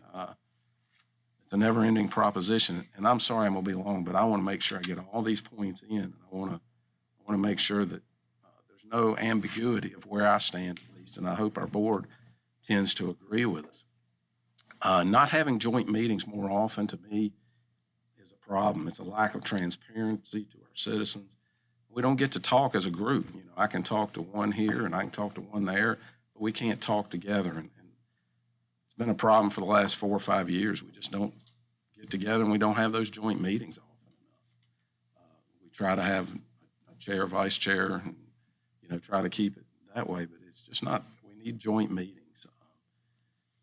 The discussion the other night came up with, about this demographic study. And it was just a futile discussion about how we need this demographic study. And, we do need to know the trends of our schools, but in the same breath, I'm listening to some of the Board of Supervisors tell us how bad the 2016 study was. Today, we've got some schools that are up here, and the demographic study said we'd be here, and vice versa. But in the same breath, Mr. North says, well, we got to update that. We got to see where we're going. We got to update that. That demographic study, while trying to use scientific methods, did anybody know that Norfolk Southern was going to leave? Did anybody know that what's the Advance Auto that left and Allstate, repositioned? And so, these are educated guesses. We can go spend another $75,000, $100,000. I personally, from the school board's perspective, I don't need to participate in that. We know where we're at. Ms. Peterson does an awesome job of letting us know where our ADM is going to be progression-wise. We don't know 5 years from now, but nobody does. But we can do that if that's what they want. But I feel like they should pay for it. I don't need to pay for it to tell me things that I feel like we already know. We did that in 2016. They told us raise our ADM 300 students. Remember that? Remember what happened? We came in 300 students less. And the next year, we give $1.5 million back to the state because we had overdone that. And that demographic study, let's be honest. Board of Supervisors, let's be honest. what you're asking is, which schools do you close? Someone even said it last night that we don't even know if the kids will be sufficient numbers for Cove and Cundiff. You know, so we need that demographic study before we move forward. No, we don't. We know those classrooms are open. We know those schools are in sad shape. And you know what I'm prideful? I'm from Roanoke County. You know, I'm prideful. I want our schools to be, when I go sell a home, I want them, when they say, how's your schools? What's your schools like? I don't want to tell them, well, you know, this school's a little run down, but we want you here. You know, I want to tell them, I'm prideful. You know, when we're doing William Byrd now, and we've done Glenver and Cave Spring, we can tell them, man, you've got some awesome facilities, and the teachers inside those facilities are even better. Well, brick and mortar doesn't teach a child. No, but you know what? When you feel like, you know, you may not have the biggest house on the block, but if it's clean and it's taken care of, you can be prideful for that. That means something, and it means something to me. And so, you know, I want to speak specifically to a couple board members. Mr. Radford, you know, I just don't agree with wasting this money on a demographic study. You know, let's not waste taxpayer funds on doing it. But if we got to do it, you know, one of the things we know is that Hidden Valley High School is going down in numbers to like 800 students in a high school, and the middle school's going down in numbers. Maybe we put those together and put them all at Hidden Valley High School location, right? Miss Hooker, you know, we're talking encryptically Tuesday evening. Which elementary school in your district are you going to close? Is it Fort Lewis? Is it Glen Cove, which we're talking about renovating? Maybe we can send them all to Mason's Cove and Fort Lewis. Which one are you talking about? And I'll go to Mr. Peters. You know, I hear you saying you're fighting for this, you know, not this plan, but I don't hear anything about we got to get this done. And so I say, you know, which school do we close? Herman L. Horn? Do we close Mount Pleasant or Cundiff? Because, you know, it needs. So, Mr. Mahoney, I say the same thing to you. Back Creek or what's the other Back Creek? Or, Clearbrook. Clearbrook, yeah. I mean, so, you know, those are schools that we can look at if that's where we want to go. And they're full. And they're full. And all these schools are, you know, not all of them, but most of them are 75%. They're pretty full. You know, there's a few that we need to work on. And so I say this to Mr. Linden and Mr. North. Bonsack's down to 300 students for a 500-student school. Hey, let's close it down. Let's bring those kids to Vinton. You know, Mr. North and Mr. Linden, I say, you know, let's tell the folks in Bonsack that we're going to shut that one down because it's really went down in population. I'll tell you one person that will not vote to close a school, especially right now, unless there's just some major shift in students, and that's me. I'm going to fight to keep every school open that's out there, and I hope my board will join me in that. You know, and so Mr. Mahoney said, why do we may not be the perfect quote, but it's real close. As I was listening, why do we continue to build new schools and renovate schools? I mean, I just don't even know that I need to answer that question. I'm almost befuddled a little bit. But you know, I just don't think we can do this right now for BCAT. So, fellow board members, I'm going to ask you, and I'm going to ask Ms. Peterson and Dr. Nicely and staff that we take BCAT off our list and we go back to the 26 schools that we had on our CIP. We've got that list in place. We take the 17 we're given. We live within our means, just as the Board of Supervisors, I think, is asking.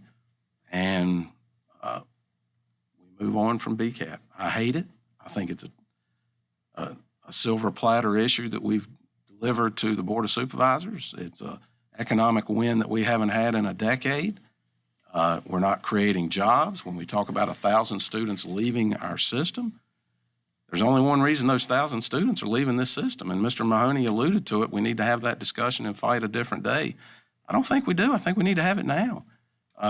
we haven't brought any jobs, to Roanoke County. So I'm sorry to be so poignant. I'm sorry to, that it has to be this way, but I want BCAT, and I know what it'll mean to the citizens of Roanoke County are going to lose.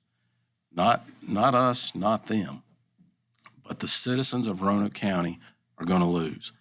And so that's my recommendation, is that we take BCAT off our CIP list, and we move forward with the other 26 schools, and we start renovating and just stay with the plan we had. And I'm sorry that I feel that way, but that's the case. So thank you, Mr. Chairman. I'll let somebody else have the floor. Mr. Ray? Yeah, thank you, Mr. Chairman. We got some information today that,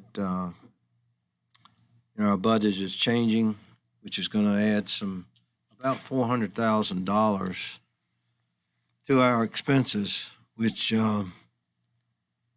we know that the service of debt of $21 million would be about $363,000. And that would boost us up to about $1.4 million, which, you look at the debt service and for the next 3 or 4 years, and we're certainly concerned about it. This could cut into our additional salaries for our teachers and staff. We don't know what we'll need, to stay competitive in this world of teaching. But we know that we want to keep our quality teachers that we have and not go to another district because we can't increase the salaries. So, I think I'm proud, as Mr. Greenway said, about our salaries. Ever since we've been on the board, we've raised salaries for the teachers every year. And I think that, and we want to continue that because we want to keep our quality teachers. We love you, teachers, and we want to keep you.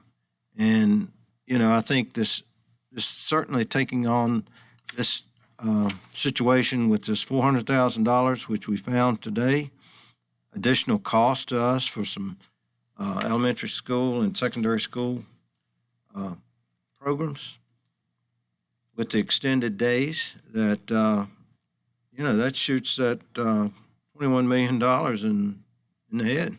I mean, how are we going to afford it to, for our debt service? So, that just doesn't, the numbers don't add up.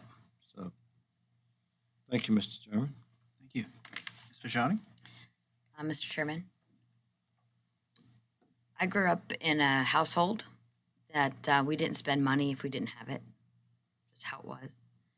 And my mission on the school board has always been to put our students first while delivering an education that meets, to the best that we can, our students' needs individually, and to do it with excellence.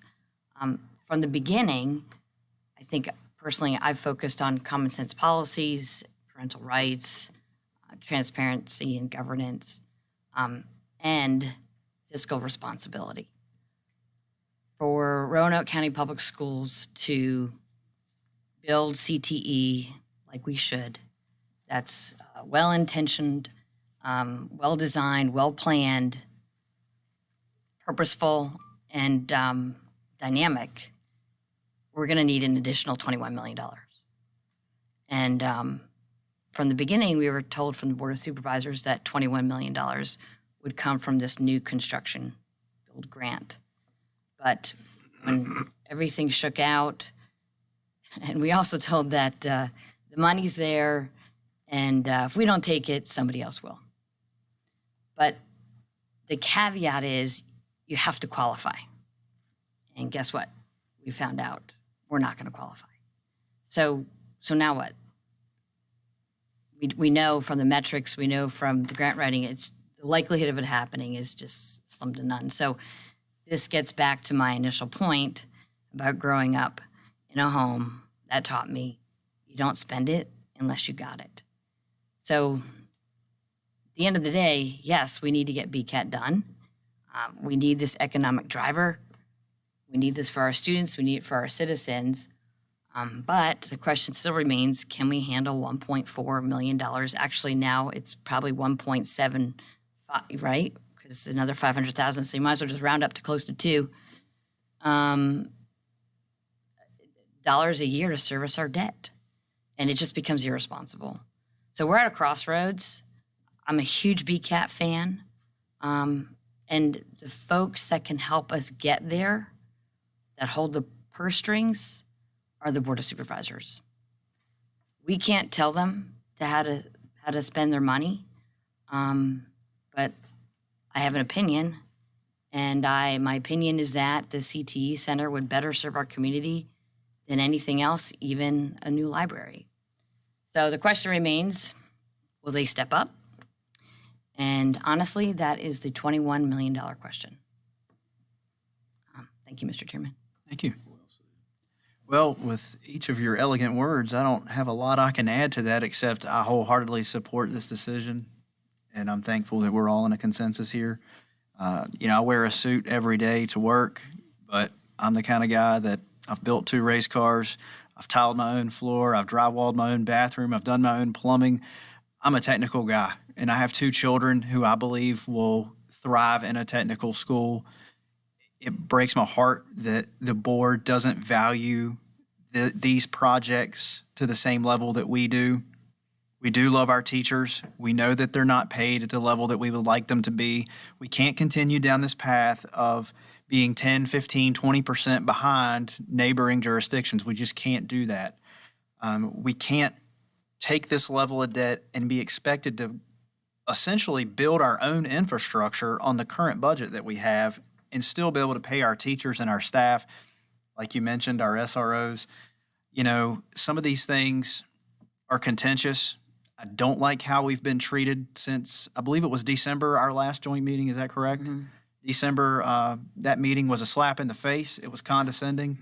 And I really don't appreciate the attitudes that have been expressed. Politics is politics, but it has no place in this. This is straight business. And I'm sorry, but I'm not going to agree to take on $21 million of debt with no increase or promise from them whatsoever. I'm also not going to go knock these doors in Montclair Estates when it comes time for my election this year and try to take some sort of blame for something that has nothing to do with me. The reason why that school's sitting there in the condition that it's in has nothing to do with me, because I've been fighting from day one to get that 50-year-old school taken care of. I'm the one who get phone calls about the HVAC being broken for long periods of time because it's antiquated. I'm not even going to tell you about the other complaints that I get. However, it's ridiculous. It's shameful. It's not a good service to our taxpayers to build a library out in Hollins for multi-millions of dollars when I'm not sure, is it 400 kids that go to that school right down here at Glen Cove? About 400 kids every day. And how many do you have at Cundiff? We have over 500 counting preschool. So over 900 children on a daily basis go to over 50-year-old school in this county. I guarantee you that if one of these schools was sitting in Bonsack, Mr. North wouldn't stand for it. That he's okay with building this library up here. Now, it may not be politically popular what I'm saying, and I may catch some grief over this, but I was elected by the people of this district to ask for the needs of this school system. And I'm not going to let politics overrun that. We need these schools. We don't have the ability to fund it ourselves. It's up to them to act. All right. Moving on to report by Superintendent 11.01. Dr. Nicely. Follow that up. Thanks for the handoff. No, thank you to our board members, for your ongoing support of our school system. I know, the desires and the hearts are definitely on the side of doing what's right for, our students and our many employees, our teachers who take care of them every day. So appreciate your support with that. I'll keep my comments much briefer than I intended and send those in writing. But I do want to just quickly give a shout out to our Roanoke County Public Schools Education Foundation, just because one of their biggest fundraisers is coming up this Saturday. Just a reminder to the public that the Education Foundation is run completely by volunteer leadership. from our business community, and including our president currently, Joseph Higginbotham, and our treasurer, Gerald Holmes. We have two big fundraisers each year. One is the golf tournament in the fall, and one's the backpack run in the spring. So the backpack run is this Saturday at 8:30, Roanoke County's Green Hill Park. I know Mr. Lineberger is going to be out there. I think he said at 5 o'clock in the morning trying to get it set up. I'll be out there as soon as I can. We have about 80 runners registered right now. There's still room for a few more, so you can just go on the website and sign up for that. But I just want to give a shout out to all the businesses who help sponsor that. These are local businesses. Johnson Orthodontics is our presenting sponsor this year. Member One, Federal Credit Union, Southern Auto, Team Auto. We couldn't do it without them. Our elite sponsors and our other sponsors this year are Dogwood Restaurant, Gwen, Waddell, Carroll, and Lockerbie, Lineberger Construction, and Magnets USA Lifelong Gifts. So again, we can't do the work without them. Part of what we do is raise funds. The Education Foundation to do things like the good things we get to do in the spring are our Golden Apple Teacher of the Year celebration that'll be coming up, as well as a bunch of student scholarships that are handed out. So just thanks again for all of our volunteers and Mr. Lineberger for your work with that, and we'll look forward to a good race on Saturday. And I'll save the rest for later. Thank you, Dr. Nicely. All right, we're gonna break off into a recess until we come back with our other meeting. Are we going to?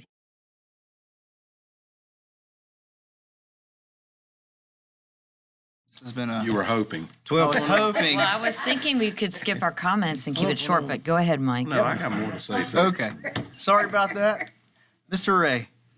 I don't have that, excuse me, I don't have that much, but there was a joint between Hidden Valley and Case Springer production of the high school musical, which was wonderful. It just amazes me how these students can be so creative and also learn all their lines and not miss a beat. And I know Dr. Nicely was there. He sat in front of me so I could keep an eye on him. But it was a great production, and I really think it's just amazing what the kids do. And I know when they did Shrek Jr., they raised over $12,000 for the program, so that was great.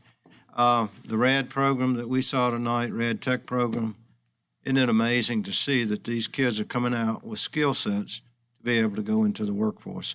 BCAT. That's the reason. Yeah. So, thank you, Mr. Chairman. Thank you, Mr. Ray. Mr. Shining? I'll keep my comments short. I attended the Titan 21, which was excellent. We had a nice turnout. They didn't have it the same night as the art show, and I think maybe next year they'll try to coordinate a little bit better. But it was really nice to see the students out there. They're really excited to show off their projects, to talk about them. I engaged with quite a few, and they were really exceptional projects. So it was nice to see. Got it. Keep it short. Keep it short. Do I have to? All right. I just want to do some quick recognitions, and I know we'll do official recognitions later, but I want to point out that Northside High School, Simone Hamler, she won the 300-meter race, and she is a state champion. Also, Northside High School basketball team, state champions. Yep, they'll be here. And then also, Glenver High School indoor track team, state champions. So our kids are doing great things. It's a shame that the media doesn't pick up on all of that, but we'll recognize them here and do the best we can do to showcase our athletes and what our coaches and staff are doing. So with that being said, I didn't get much. He said enough, didn't he? I was getting ready to turn it over to you and let you be last. Well, so you Colin Murtaugh. Is it Colin Murtaugh? He won state in swimming. Mm-hmm. I think it's Colin. I might be wrong on the Colin, but it's Murtaugh. He won. Real quick, I just want to. You were going to take more time, so I was letting you go last. You just gonna cut me off. I was going to be quick. It's all good. It's all got good. 3 brother. minutes. Okay. Well, I don't even need Get the that. light on right I just now. want to say how proud I am of our board. I don't want people to think because we're up here, with the BCAT that we have talked about this for a year and a half. We've put this through here, through the ringer, every way we can do it. So we have really passionate, and want this to happen. We just can't do it in education funds. It's just not there. So I appreciate each of your support there. And hopefully now you realize from January of last year that I wasn't crazy. I know y'all thought I was crazy last year when we started, but you know, we've came a long ways, right? Tim, are you going to make me say you were right? No, I'm never, trust me, my wife tells me I'm never right. But, you know, to further go on the library, we've got $30 million of unidentified CIP projects that they have on those books. They had, what, $10 or $12 million in surplus this year, projecting 10 or 12 this year, I think. There's money out there if they want to make it happen. And we were the first board to get BCAT to this point. You know, a lot of us have talked about it. We've tried. We've talked that it needed to be done, but we got it there. And we want to thank the Citizens Committee. Those folks put in a lot of time and effort, and we appreciate them. And then the last, I want to commend Ms. Turner and the A-STEP program. I want our principals to know that we are taking the classrooms back. If we need to expand that program, that's another pot of money that we may need to come up with, you know, but that's a program that we're seeing that's paying fruition and doing a wonderful job, and so we may need to put some more money there. And then I'll say, and you wouldn't have to listen to me so much, I think we need to go back to 2 meetings a month.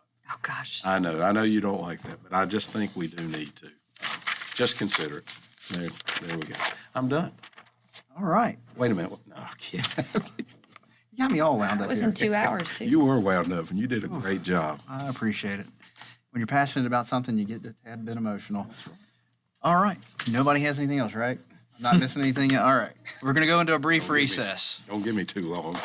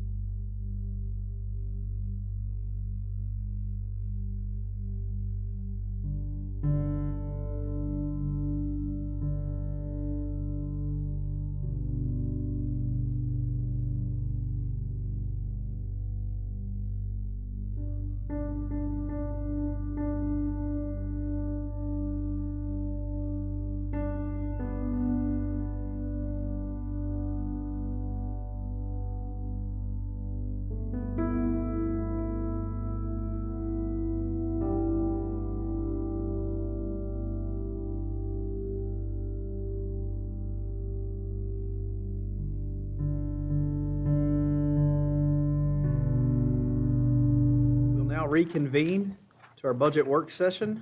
14.01, report from Balzer and RRMM on estimated costs for renovations at Cundiff and Glen Cove. Welcome and thank you for being here. Mr. Hudson, we were asked by Dr. Nicely to investigate the possibility of renovating the two elementary schools, W. Cundiff and Glen Cove, in lieu of building new buildings, and to get a cost comparison of those two options. To that end, we employed Balzer and Associates and RRMM. And so tonight we have Michael Masheri, who's here to present their findings. Thank you, Todd, and thank you, everyone, for having me tonight. I know it's been a long night, so I'll try to move as quickly as possible through this.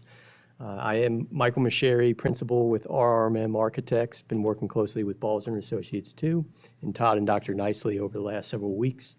I want to give an update today on the feasibility study for renovations and additions to our elementary schools here at Glen Cove and W.E. Cundiff. So for a quick overview and presentation agenda, we're going to describe the purpose of the study, the process and methodology that we put into play during this process. Design concepts will kind of be the meat of the discussion, where we will look at options. Some are conducive to one site versus the other. We do know that both of these buildings are identical as the buildings themselves, but the sites are quite different. We'll look at the cost implications of what it means to renovate versus new. And then we'll consider some next steps and some other factors. So what is the purpose of the study? Simply stated, the purpose is to evaluate the functionality and cost of renovations and expansions in comparison to constructing new schools on the existing sites. With the key word being functionality, the open plan concept that we know has its shortcomings. We know that there are issues with privacy, there's issues with safety, there's issues with what we call landlocked classrooms where you don't have natural daylight in each of these main academic block areas. These images we'll look at in a little closer detail that you see here, the little preview, but basically on the left is showing you parts of a very good building in terms of its bones. We're looking at keeping and preserving the structural work and then how that impacts the decisions made on the floor plan and the design. We've boiled down to the bottom line of the summary of the findings here, starting with point one.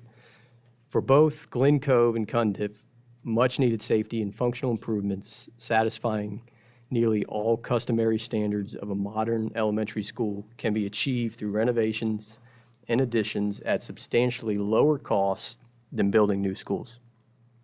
To give an order of magnitude of that savings, we are seeing anywhere on the low end of $22 million to $29 million. That's combined. So each school between 10 to 14 on the high end. We'll look at that chart here of costs very soon. So that's exciting to see that added benefit of a school that can feel completely new and be quite different than the original floor plan. And we'll look at the cost of a theoretical new school to give you that comparison. Point number two, while some disruption and inconvenience can be expected during construction, the design concepts presented in this study allow for safe occupancy of the existing schools during construction. We know it would be an active site, it would be occupied, safety is paramount, so phase construction would be part of renovation like this, and we do see that it is possible. And number three, an earlier study by RMM revealed that the building as an entirely new school on Glen Cove is feasible. This was shown a few years ago, while the existing school remains occupied. That cannot be said for Cundiff Elementary because of those site constraints. To build new on there, we would see that you would have to actually have a new site. So just to touch on our process and methodology, we have worked closely with Todd and Dr. Nicely and the principals to program the schools. What are the needs? You know, it starts with the needs, not so much the idea. So we go through each of each of the schools, very similar, if not almost, identical in terms of the programmatic needs A to Z. We have met on site to go through field investigations, met with maintenance staff to understand some of the assets that are currently in play. There's HVAC replacements occurring already with water source heat pumps, so that comes into account when we're considering cost and possible reductions in renovation costs to reuse some of these systems.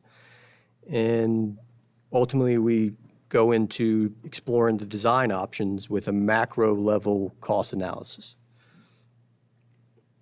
So I'm going to turn the table now to design concepts and we'll start with Glen Cove Elementary, and then we'll switch gears to W.E. Cundiff.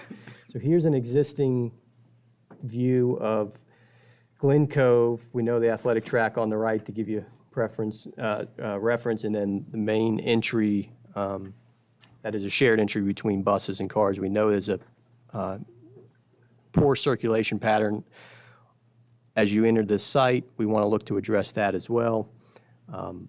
One of the key differences that you'll see on this site versus Cundiff is a little less in terms of the topographical restrictions that we have on the east side.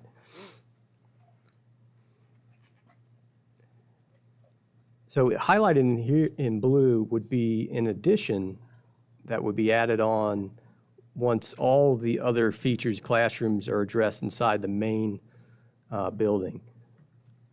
Now, to give you a sense of what that might look like, so what we're showing in the site plan here would be cars entering and extending a long queue on the south and west side that would allow buses to go to the rear. So we're completely separating traffic in that regard. And this is also highlighting the idea that the existing gym now can become cafeteria, and the concept could support a new gym that is large enough to support even after-school community use with Parks and Rec. And the main central admin now is hosted right on the left side there, the yellow area. So that would be your main entry. So we're able to really extend a longer car line for drop-off and provide a nice, safe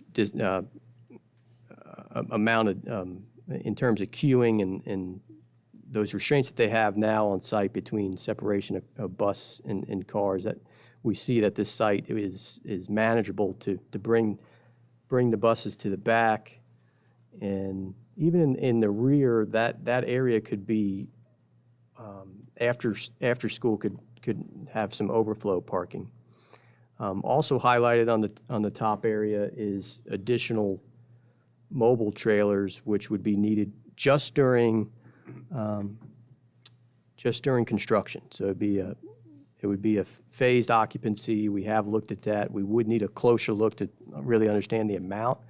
But in between the buses in the back of the school, once those trailers are removed, that would return back to playground areas.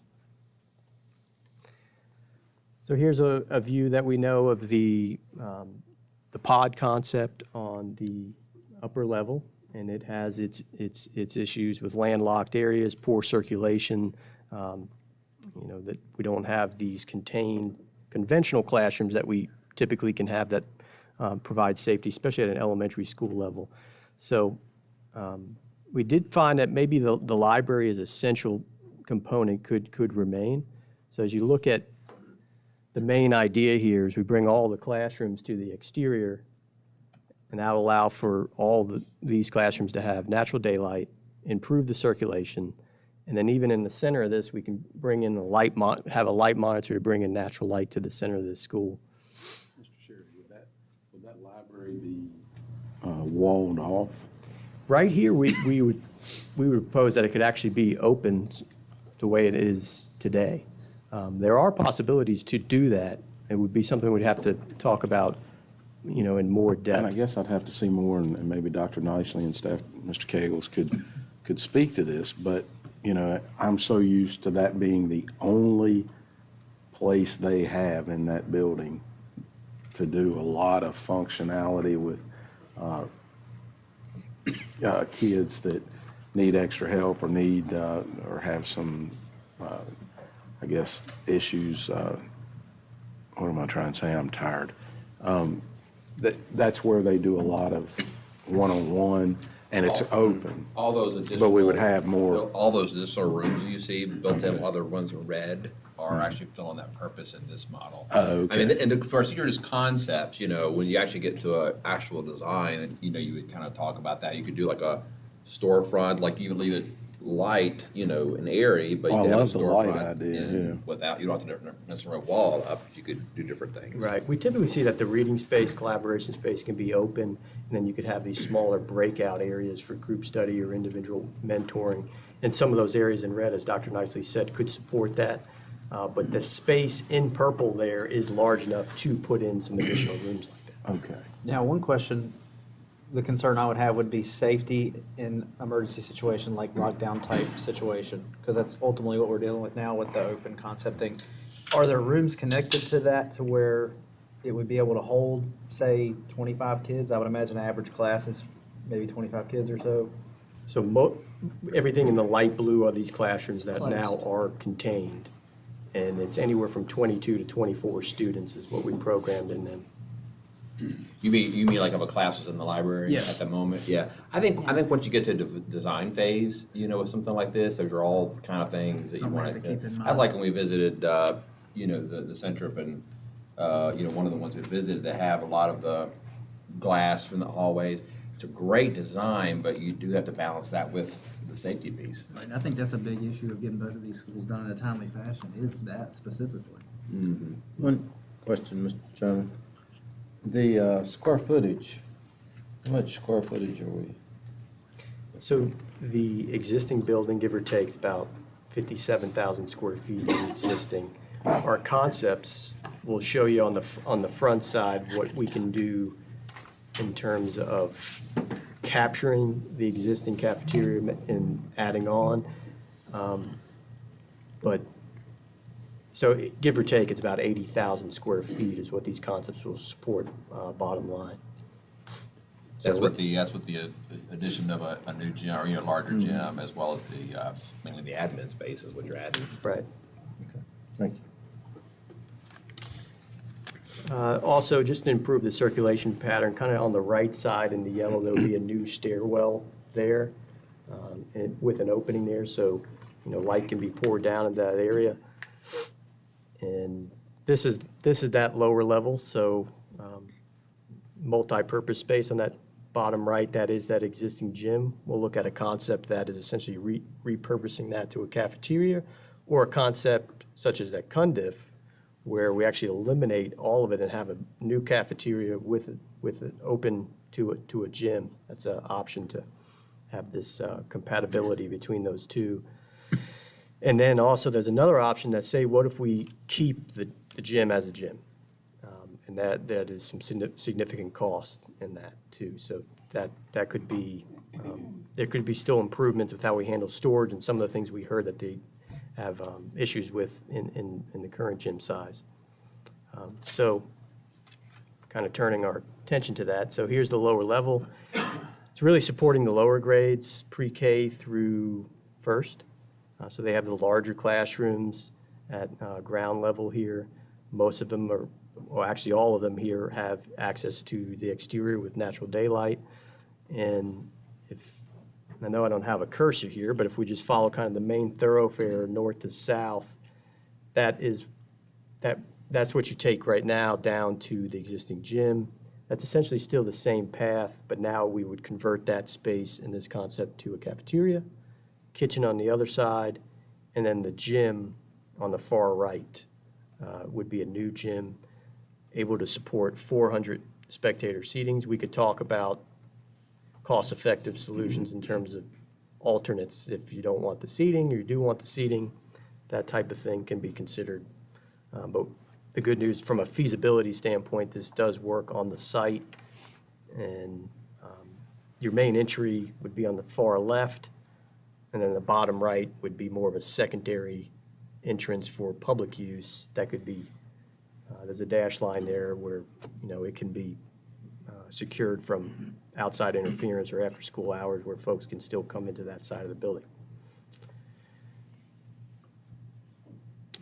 Now turning the page to Cundiff, very similar approach in terms of how we treat the existing interior building, but much different overall analysis and take on this site. They have two separate entrances here, a new bus lane on the right side, cars on the left.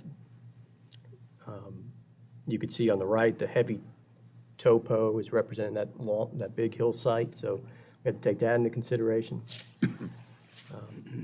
But ultimately, in blue would be this addition that replaces the footprint of where that small wing is at, and that's about 26,000 square feet. And then the existing building around 57,000 for renovations. Same main idea, we have car lines, longer queue designated to drop off on the south side. Buses come in from the bus lane now, but they're guided up north, also to the backside. Is that a car path back to the back of the school? It's currently would be the bus drive. However, it's tough to see. There's a little line that connects between the drive of the lower parking lot in that bus lane that says a proposed gate. That could be open for, after school hours where if there is a need for overflow, you can use the upper parking lot.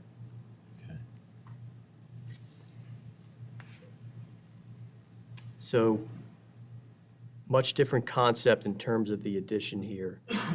The red dash line, it's kind of a rectangle there. That was the existing wing or footprint. If it's removed in this scheme, we're showing a new cafeteria, new kitchen, and this combination with the gym where you can actually have a divider wall, whether it be horizontal or vertical, and it can open up. So if you have a performance at the stage, you can actually increase that seating into the gym and overflow, double the seating in this type of concept. It's not to say that the first concept would not work. It would just be much more expensive in terms of its placement on the site. The other concept, the gym, really stretches out. And then concept B, this would work at either school. Again, the existing gym remaining as an existing gym, and our addition there would be new cafeteria, new kitchen. In all iterations, the admin in yellow is essentially hosted on that anchor in that corner, and that supports our, a main central admin in counseling, in clinic. So the main rectangle of the building, all the core subjects, addressing the open concept, priorities to get natural daylight, safety, security, improve the circulation, and then also just explore these options of how we address this main entry sequence and some more of those communal shared spaces is what we showed in these additions. So here's a highlight of the quick, order of magnitude cost summary. And before I jump into those numbers, these are total project costs. So that includes hard costs and our soft costs. In concept A for Glen Cove with the large gym,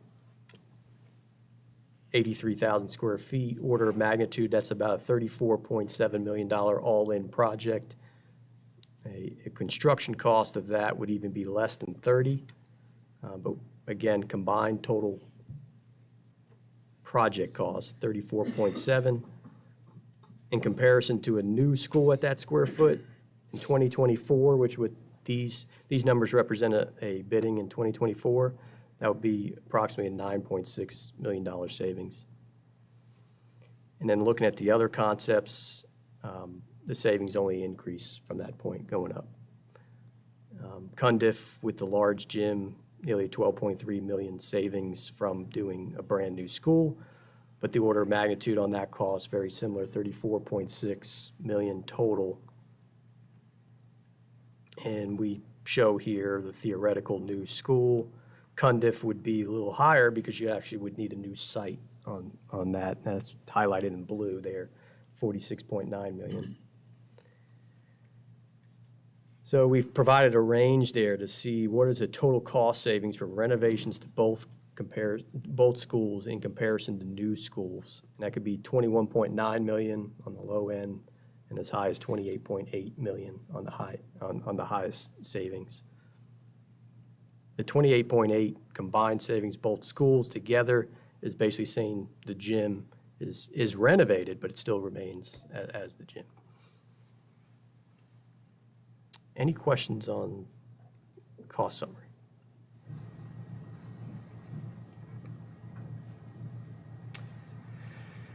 And then just closing here with some additional considerations. So this has been a macro level study.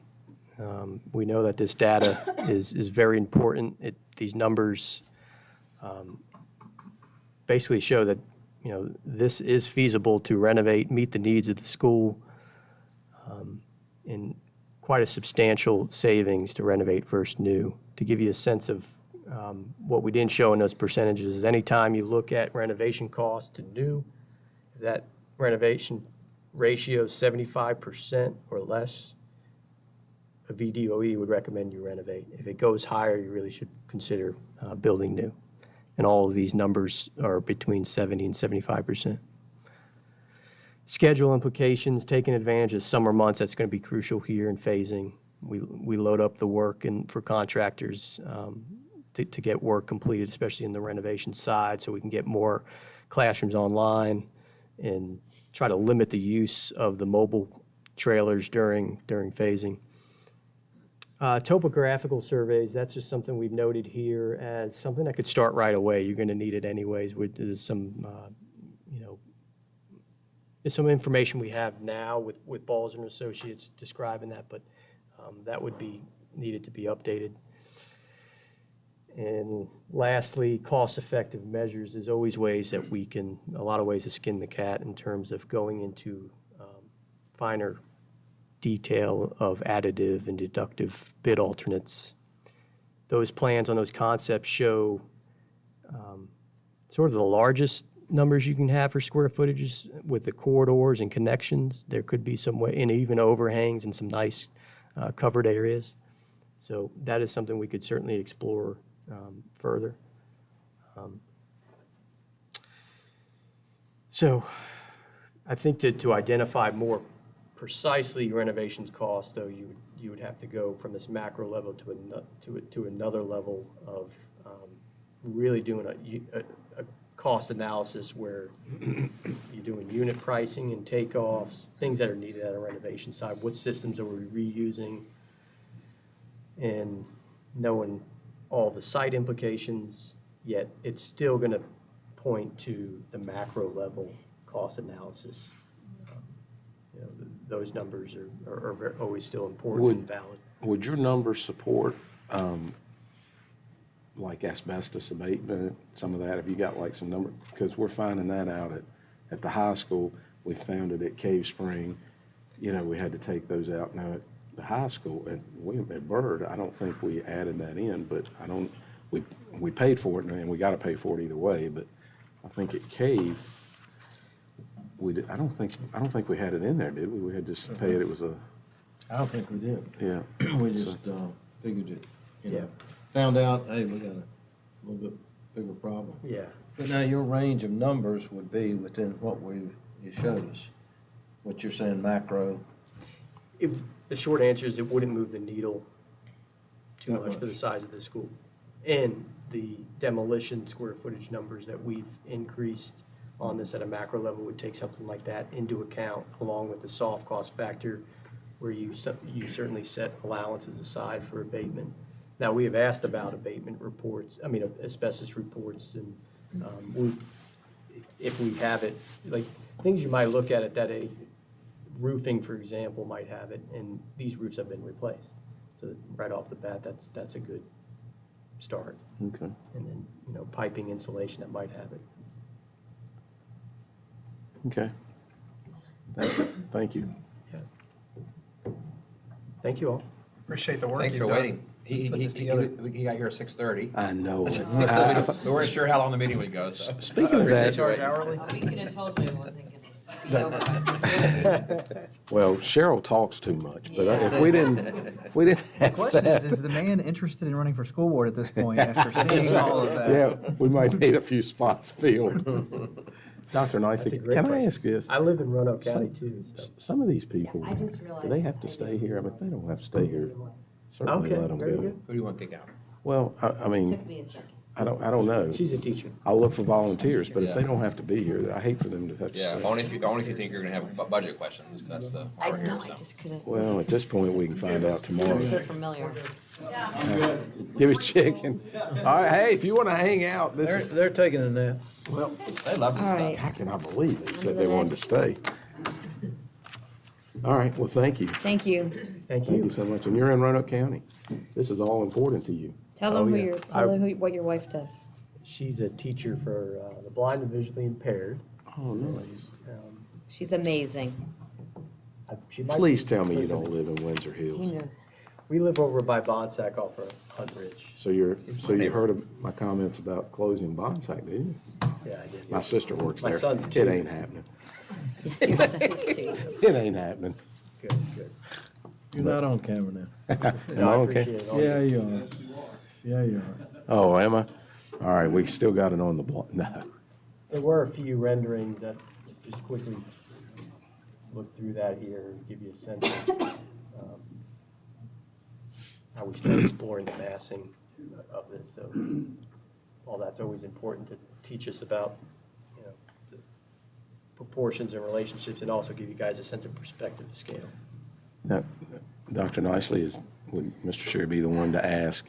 Because we got to get started on that. We got to get rolling now that we've decided we're going to move forward with the elementaries and just continue on.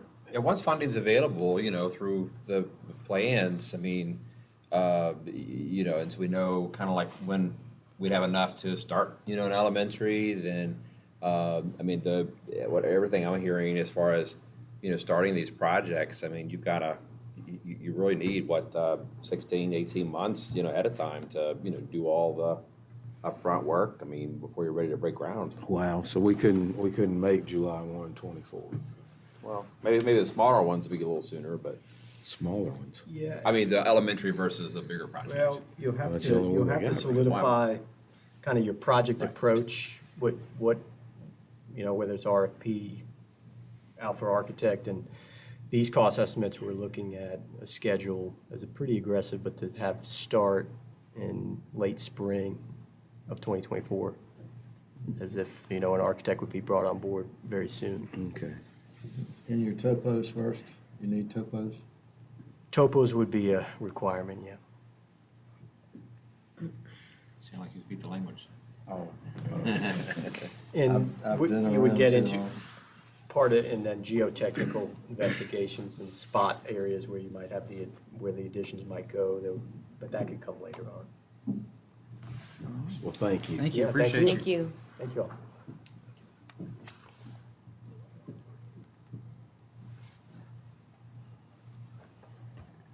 All right, next up, 14.02, pay plan changes for 2023-2024.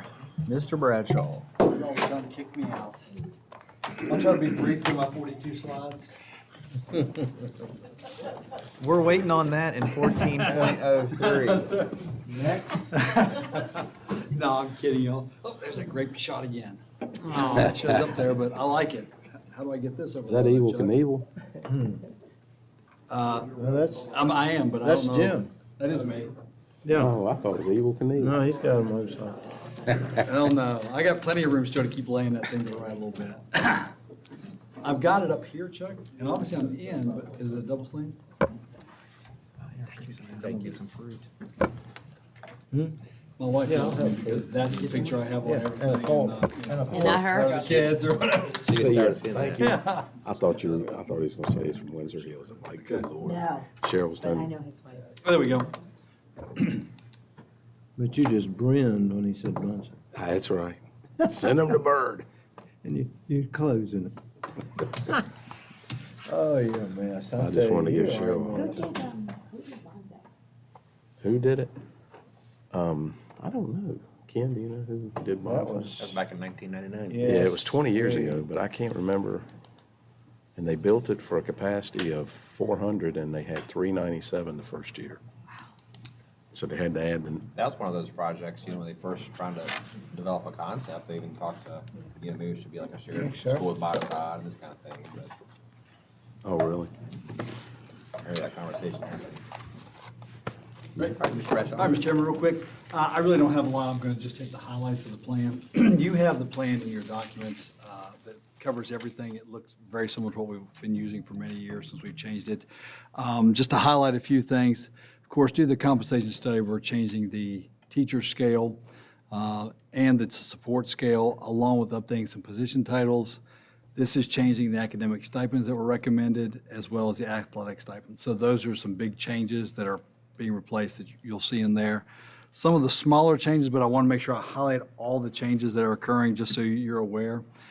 We looked at the hourly sub rate, and one of the things we want to be competitive is with our substitutes. We know we got to stay competitive, so we're looking at raising those. So, well, this is an example of one of our title changes. We were calling them building operators before, now we're going back to building custodians.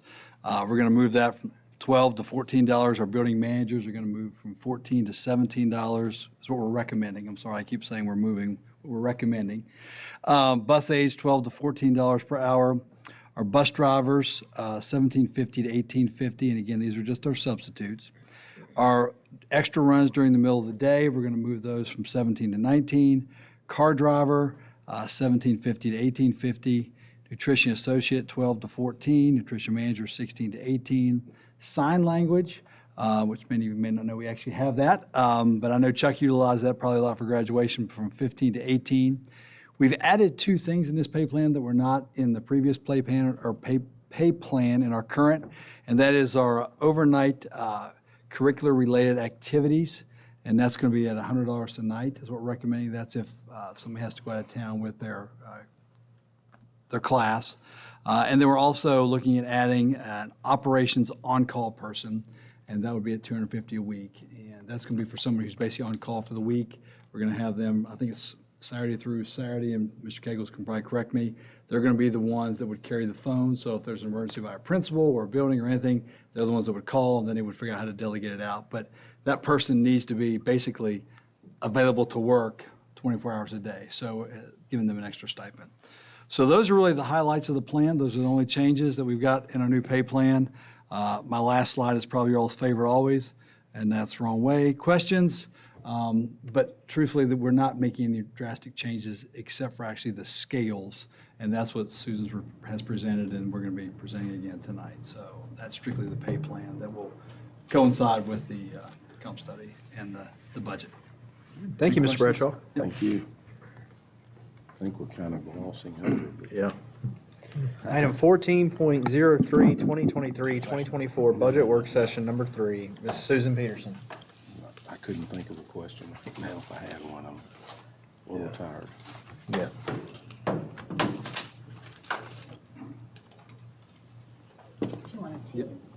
Sure will. Okay. There you go. And a big one. There's probably too many in here, but. All right, we'll do these first. Did anybody know UVA lost? They lost. No, they didn't lose. They did. They did? Yeah, they did. Huh? Right at the last. That happened? I'm shocked. Oh. The Tech lost too, didn't they? Well, they were, yes. Sure. Yeah, they did. Right down to the last. You can take one of these and you just want me to hold them. Clark threw it up in the air, and Herman caught it and got a 3-pointer. That's why we're called the cardiac calves. That's funny. Threw it right to the opponent. And he shot a 3 and hit it. Mm-hmm. He thought he would maybe go down the court. And the time, no, it shouldn't have been. Might as well lose early and get out. You're not gonna win it. Come on. Did I say that? Did you laugh at? I'm laughing about UVA loose. I shouldn't do that. Are you waiting on us to say we're ready? I'm waiting on you. Go. All right. First off, I'll talk about the big paper later. I think this is what Mr. Ray was looking for last week when he said the big paper. So I'll talk about that later. But first, we are at the kind of final stage of this, where we are going to present the superintendent's budget tonight. I will start off with saying we do have a balanced budget, so that is a good thing. But we're going to go over a revenue update, expenditure updates. I'll go over kind of what's changed from the last time we spoke with you, and then the final timeline is what we can expect. Under the revenue update, we'll go over the skinny budget and the Roanoke County Revenue Sharing Agreement. So the skinny budget. I mentioned to you all that I was waiting on the SUPES memo to come out on that. It did come out last week, and my professional organization, VASBO, had a phone call with VDOE about this skinny session tool that they provided to us. Basically, in a nutshell, and a true budget has not been adopted by the General Assembly. What they did was go back to last year's June 2022 budget and make technical changes. So those are all that's listed on the screen. These are basically numerical, mathematical changes that they make every year based on ADM, fall membership, and the like, sales tax numbers from Weldon Coopers from UVA, and a variety of factual information. The only thing that they adopted policy-wise was the hold harmless. So any school division who did not have enough sales revenue plus the hold harmless revenue from the grocery tax was made whole. We're not going to get any extra money because we have more ADM. So there was no need for us. Like I said before, we probably weren't going to need it, and we didn't see that. But we are looking at the current year revenue, and I'll actually probably be coming to you for some budget transfers in a near coming meeting for some things that we need to take care of during the current year. But the budget actually does not include any other policy changes that the governor or the House or the Senate wanted to make. So I want to make that very clear. This slide, basically, I'm showing you on the far left corner the 2023 budget that we start with. I'm showing you the lower of the House or Senate. We went with the House. The 102,800,758 is our general fund revenue in total. I will make a quick little note that we did true up from the last meeting. That number went up about $93,000 because we ran the 2023 expected summer school enrollment through the tool, and that gave us more summer school money for 2024. They're a year behind with the summer school funding. So that's a little change there. But then we looked at the skinny budget, and the skinny budget, because it does not include any of the policy changes that the House budget would include, is coming in smaller with less money.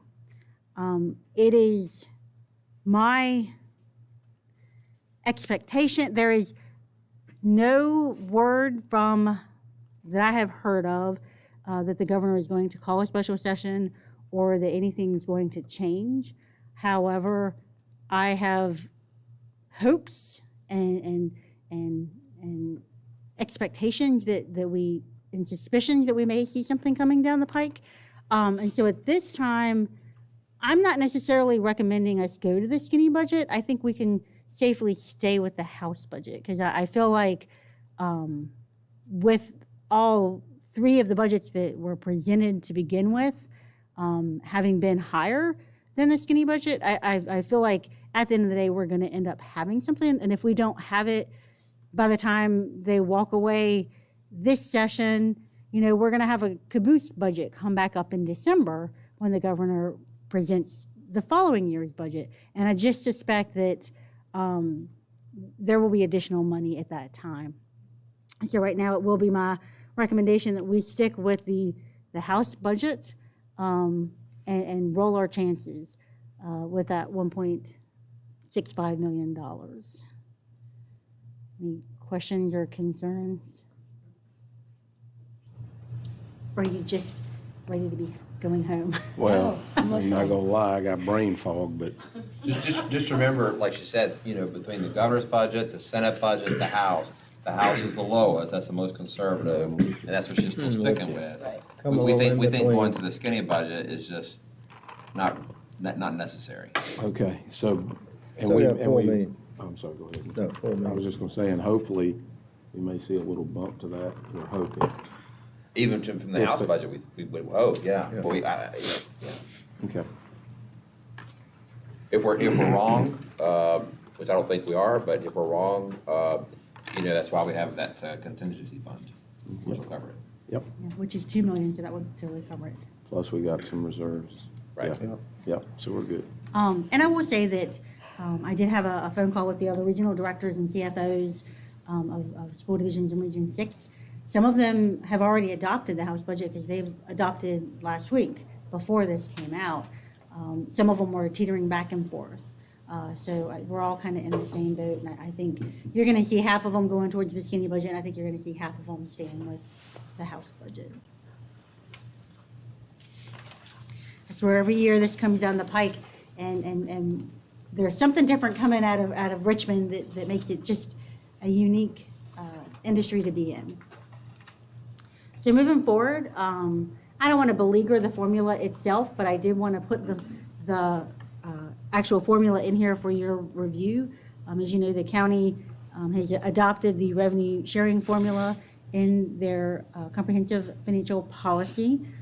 It is based off of a 3-year rolling average through the current year and then the 3 years ending in our budget year. They calculate the difference, come up with payroll factor. The payroll factor is the percentage of our budgeted payroll as compared to ours plus the counties combined. And that's for 2023. And then they. If you want to exercise in futility, this is what you ought to get into. I mean, it's a really good format. I mean, it's a great.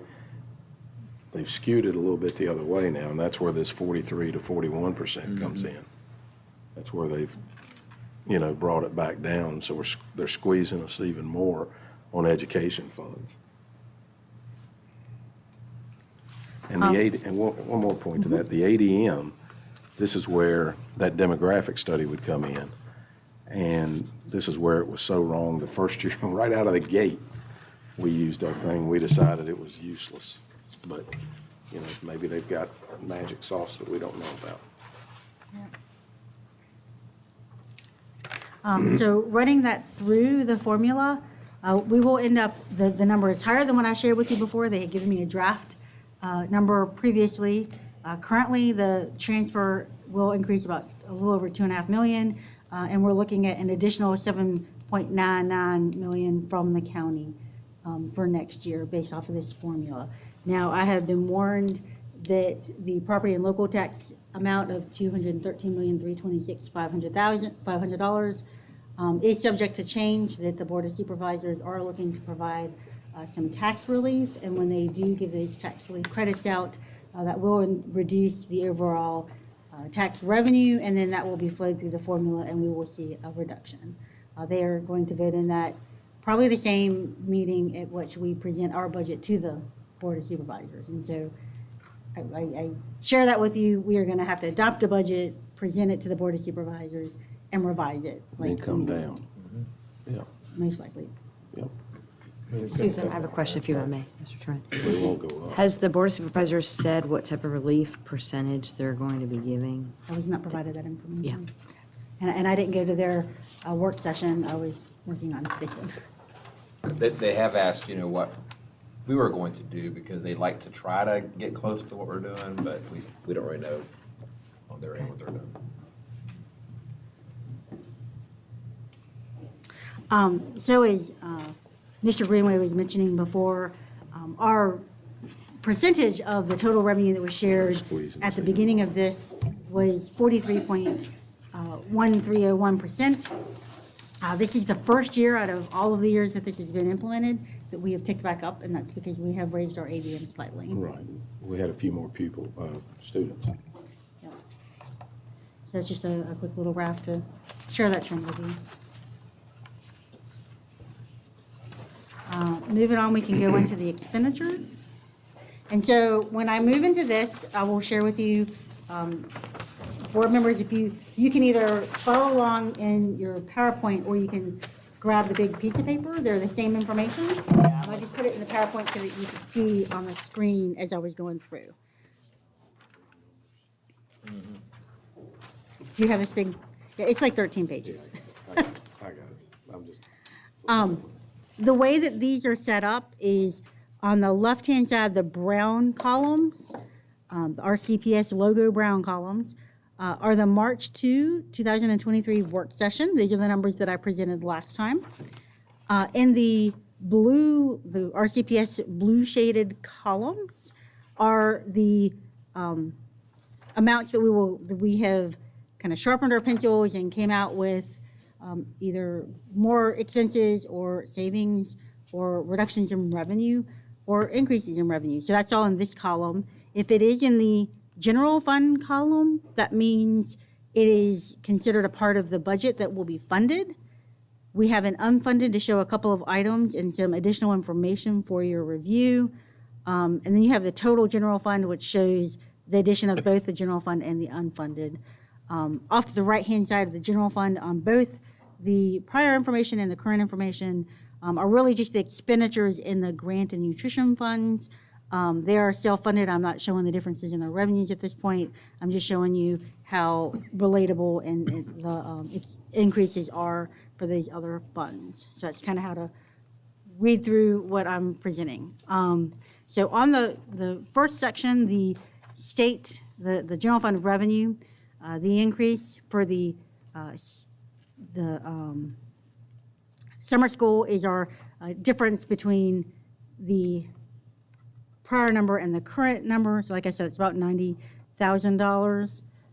We've got the county revenue on here, no change to the tech replacement fund. The other revenue item that we did find is the preschool tuition program. We are not having as much participation in that, and so our revenue has gone down. We've seen a drop this current year, and so we do need to reduce our revenues for next year as well.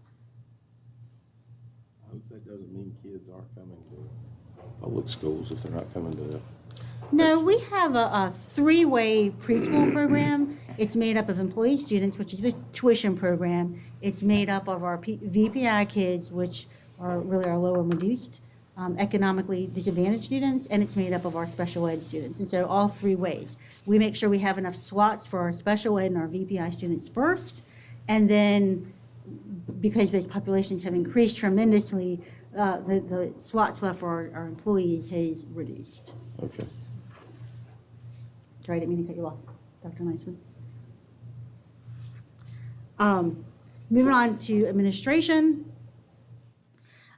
We got the number for the copy paper costs for elementary schools. This will give each elementary school about $4,000 to help offset the increased costs for copy paper, which will come out of the administration department.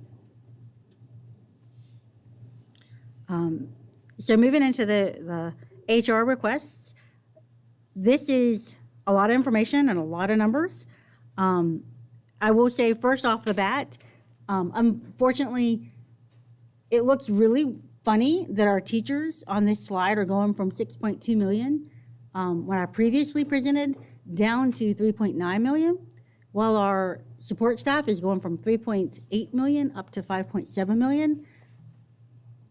We have not lost a lot of teachers and gained a lot of support staff.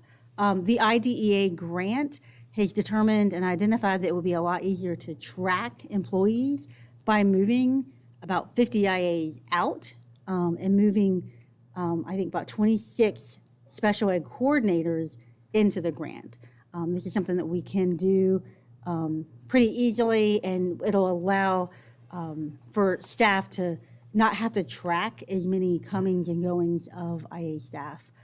We do have to be very careful. This is federal funding that we're paying for these employees by, and my team has had to really make a lot of reclasses because, as you know, and it's just the nature of the beast, is a principal sees an IA is working better with a student than another. They will swap out who's working with a special ed student, and that is up to the principal, but and we encourage the principal to do what they need to do.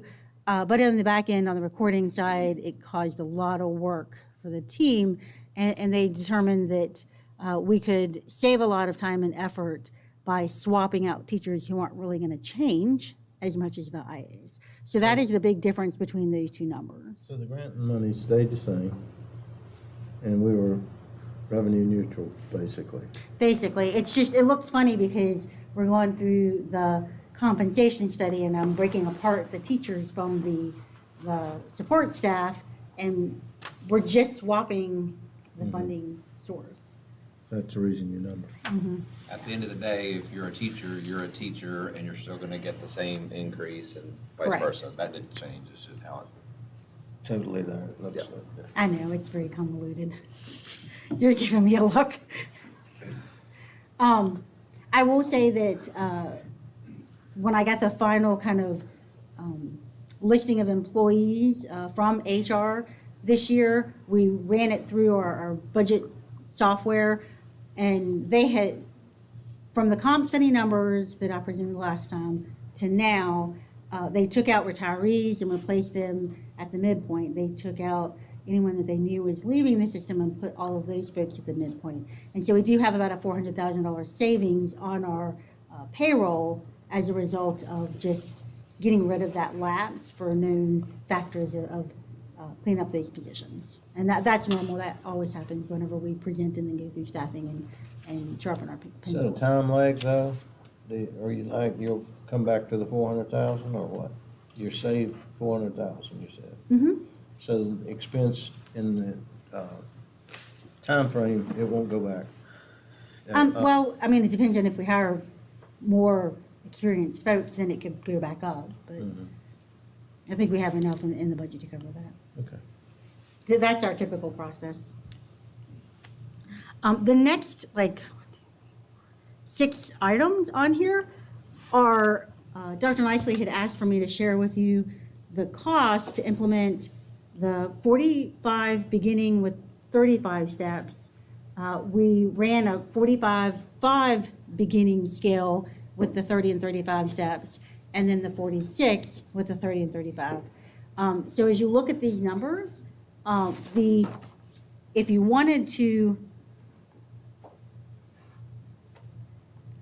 wanted to do, say, the 35 steps with beginning at 45, then you would add the 185 to the 3.9 million, right? If you wanted to do the teacher scale beginning at 46,000, you would add the 1.96 million to the 3.9 million. So our base number is the 45,030 steps. So that's just for informational purposes now. If the General Assembly does her work and we get additional funds, that's where we can go to say, hey, we can do more on the compensation. What are we given right now as a percentage? Do we? It's an average, remember, because we're adjusting the scale, so it's, the teacher side was an average of 8. Something like that, yeah. Yeah. Teachers are an average of 8%. Oh, that's awesome. Yeah. Let's see.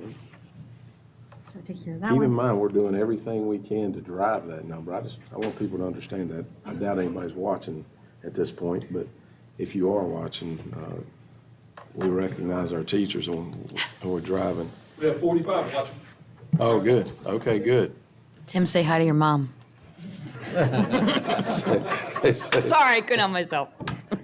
Well, actually, my mom is watching, so hi, Mom. Say hi to your mom.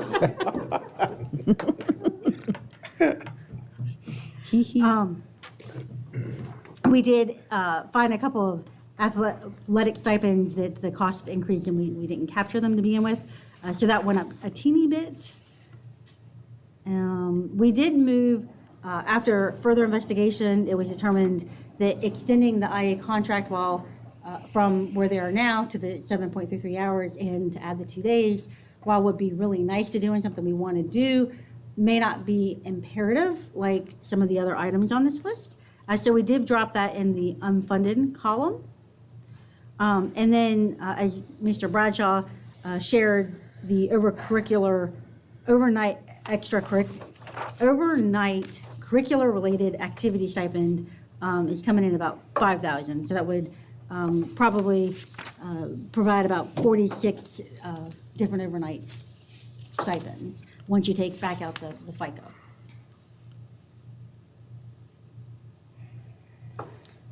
Any questions on, that's a lot. Any questions? I'm listening. So then on school counseling, we did add 5 positions on here for a 504 facilitator and specialized testing support. This is going to really help our school counselors who work a lot with the 504.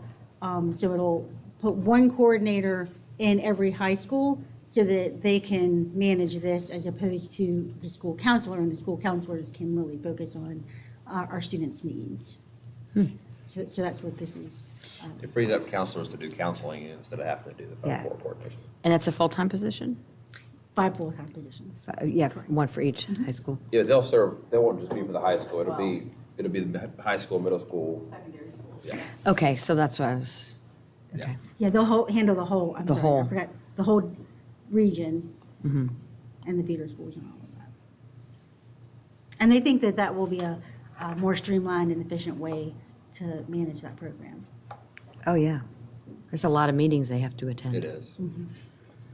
Are we giving any relief to the elementary teachers too for some of that, for IEPs and some of that? We've talked about, maybe even Brent has talked about sharing an AP. Yes. Are we doing any of that at other elementary schools? Like I know Cundiff and Burlington, could probably use a dean or somebody to help with the IEP process. Oh, I see. Well, we're just helping out. So, we're still looking at like Conduff and Burlington. We're doing that some with some retirees. We have some other retirees coming out that we're excited about putting to use at Conduff and Burlington and keep that model going. It seems to be working very well. We talked to But more than one day a week. I mean, they don't just get to do them one day a week. In fact, I was at the middle school last week, and that's working out beautifully. Thank you for the extra help. He just happened to show me all the IEP meetings he was working towards. And I'm sure it's got to be that way at the elementary schools because we don't have, in most cases, a principal and an assistant. Yeah, they've but got they're much smaller schools. I mean, we could do something like that, but we can't do that and do the raises and stuff. I mean, Yeah, no, I get it, but we gotta, but we gotta remember the main thing too, right? Education, and we can't have the same staff at a school, like a Cundiff or Burlington with the same staff of another school that needs much less IEP help. Yeah, agree. That's why we're supplementing with those retirees. But not to give one them day a extra week, help. that's all I'm saying, is one day a week's not gonna cut it.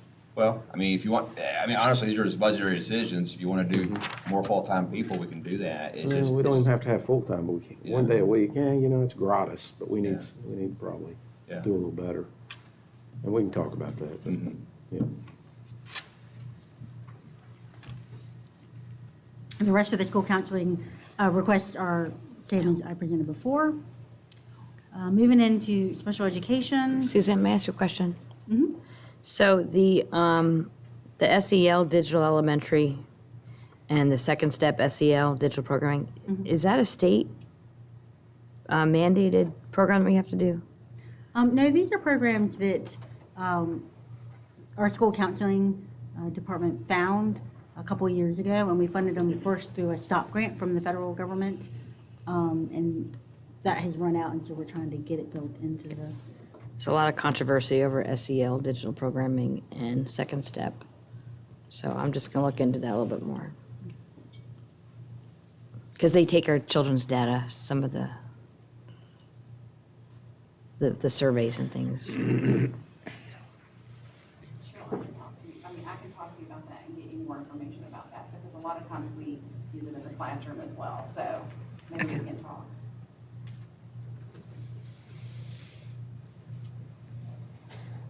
Moving into special education.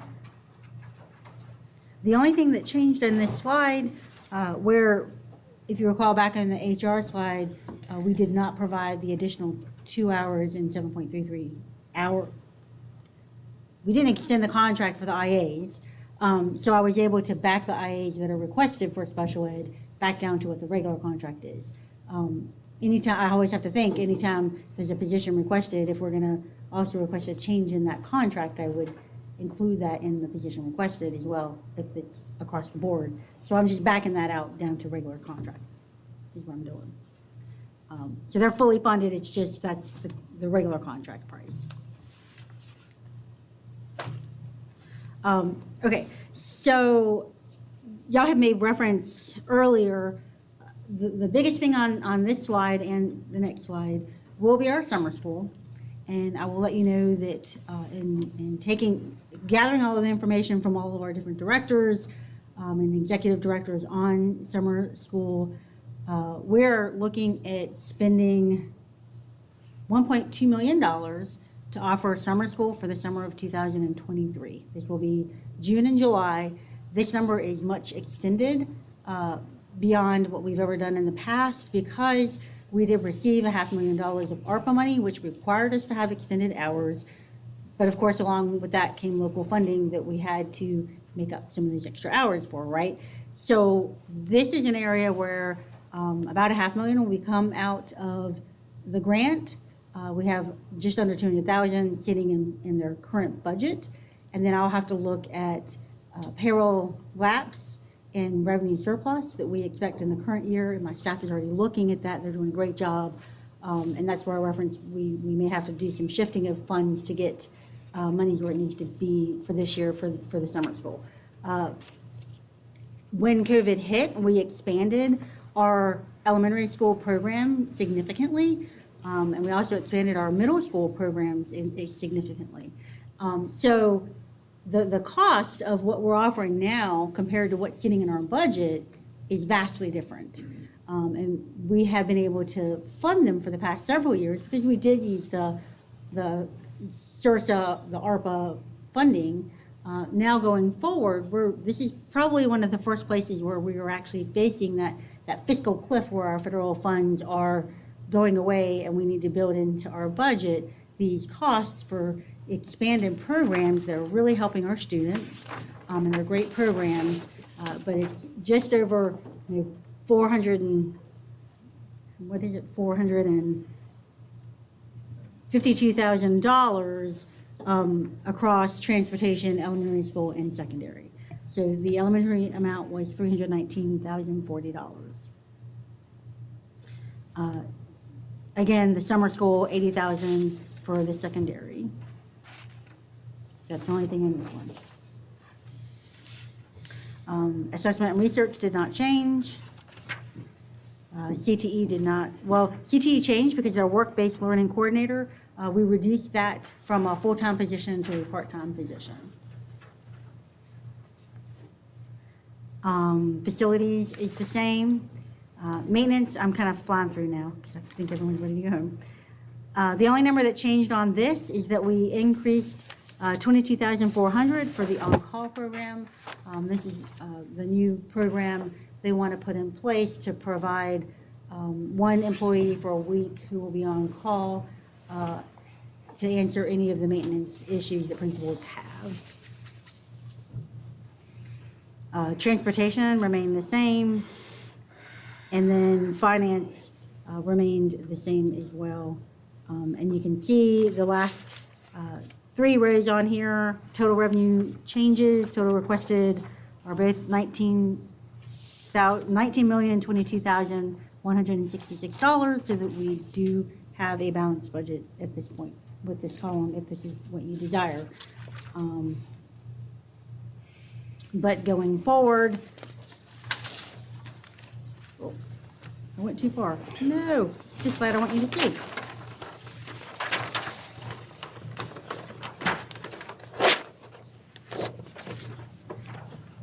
But going forward, we do have to present our budget. We'll have to adopt it next Thursday, present it to the Board of Supervisors April 11th. If you want any changes to any of the numbers that are in here, if you want something pulled off the list that we have as being funded, just let us know that we can make that change. I will also update the CIP per your request. I didn't hear anyone else ask for anything different, so I will change to, I would like clarification. Do you want me to run it one elementary school first and then a second one? Because that way we'll get to something quicker. If we wait, it's going to be several years out. Let us talk about that. Okay. Well, and my recommendation would be to do it that way. You don't have to name which one yet, but, elementary 1, elementary 2 to stair step it, because my concern would be if you don't, if you're waiting to get the funding for both at the same time, that that inflationary factor. Sure, it's going to take. But we don't have to name which one it would be. I mean, that's okay. I think we could agree on that probably. On March 27th, that's the governor's deadline to act on the skinny budget, so you're accepted tonight however he wants to handle that. And then April 12th is the start of their veto session. So those are kind of the remaining dates. And that's all I got, folks. Thank you so much, and thank you to all of our staff for staying so late. It's been a long, long evening with a lot of data, and a lot of different subjects. So thank you, everybody, for being here. Adjourned.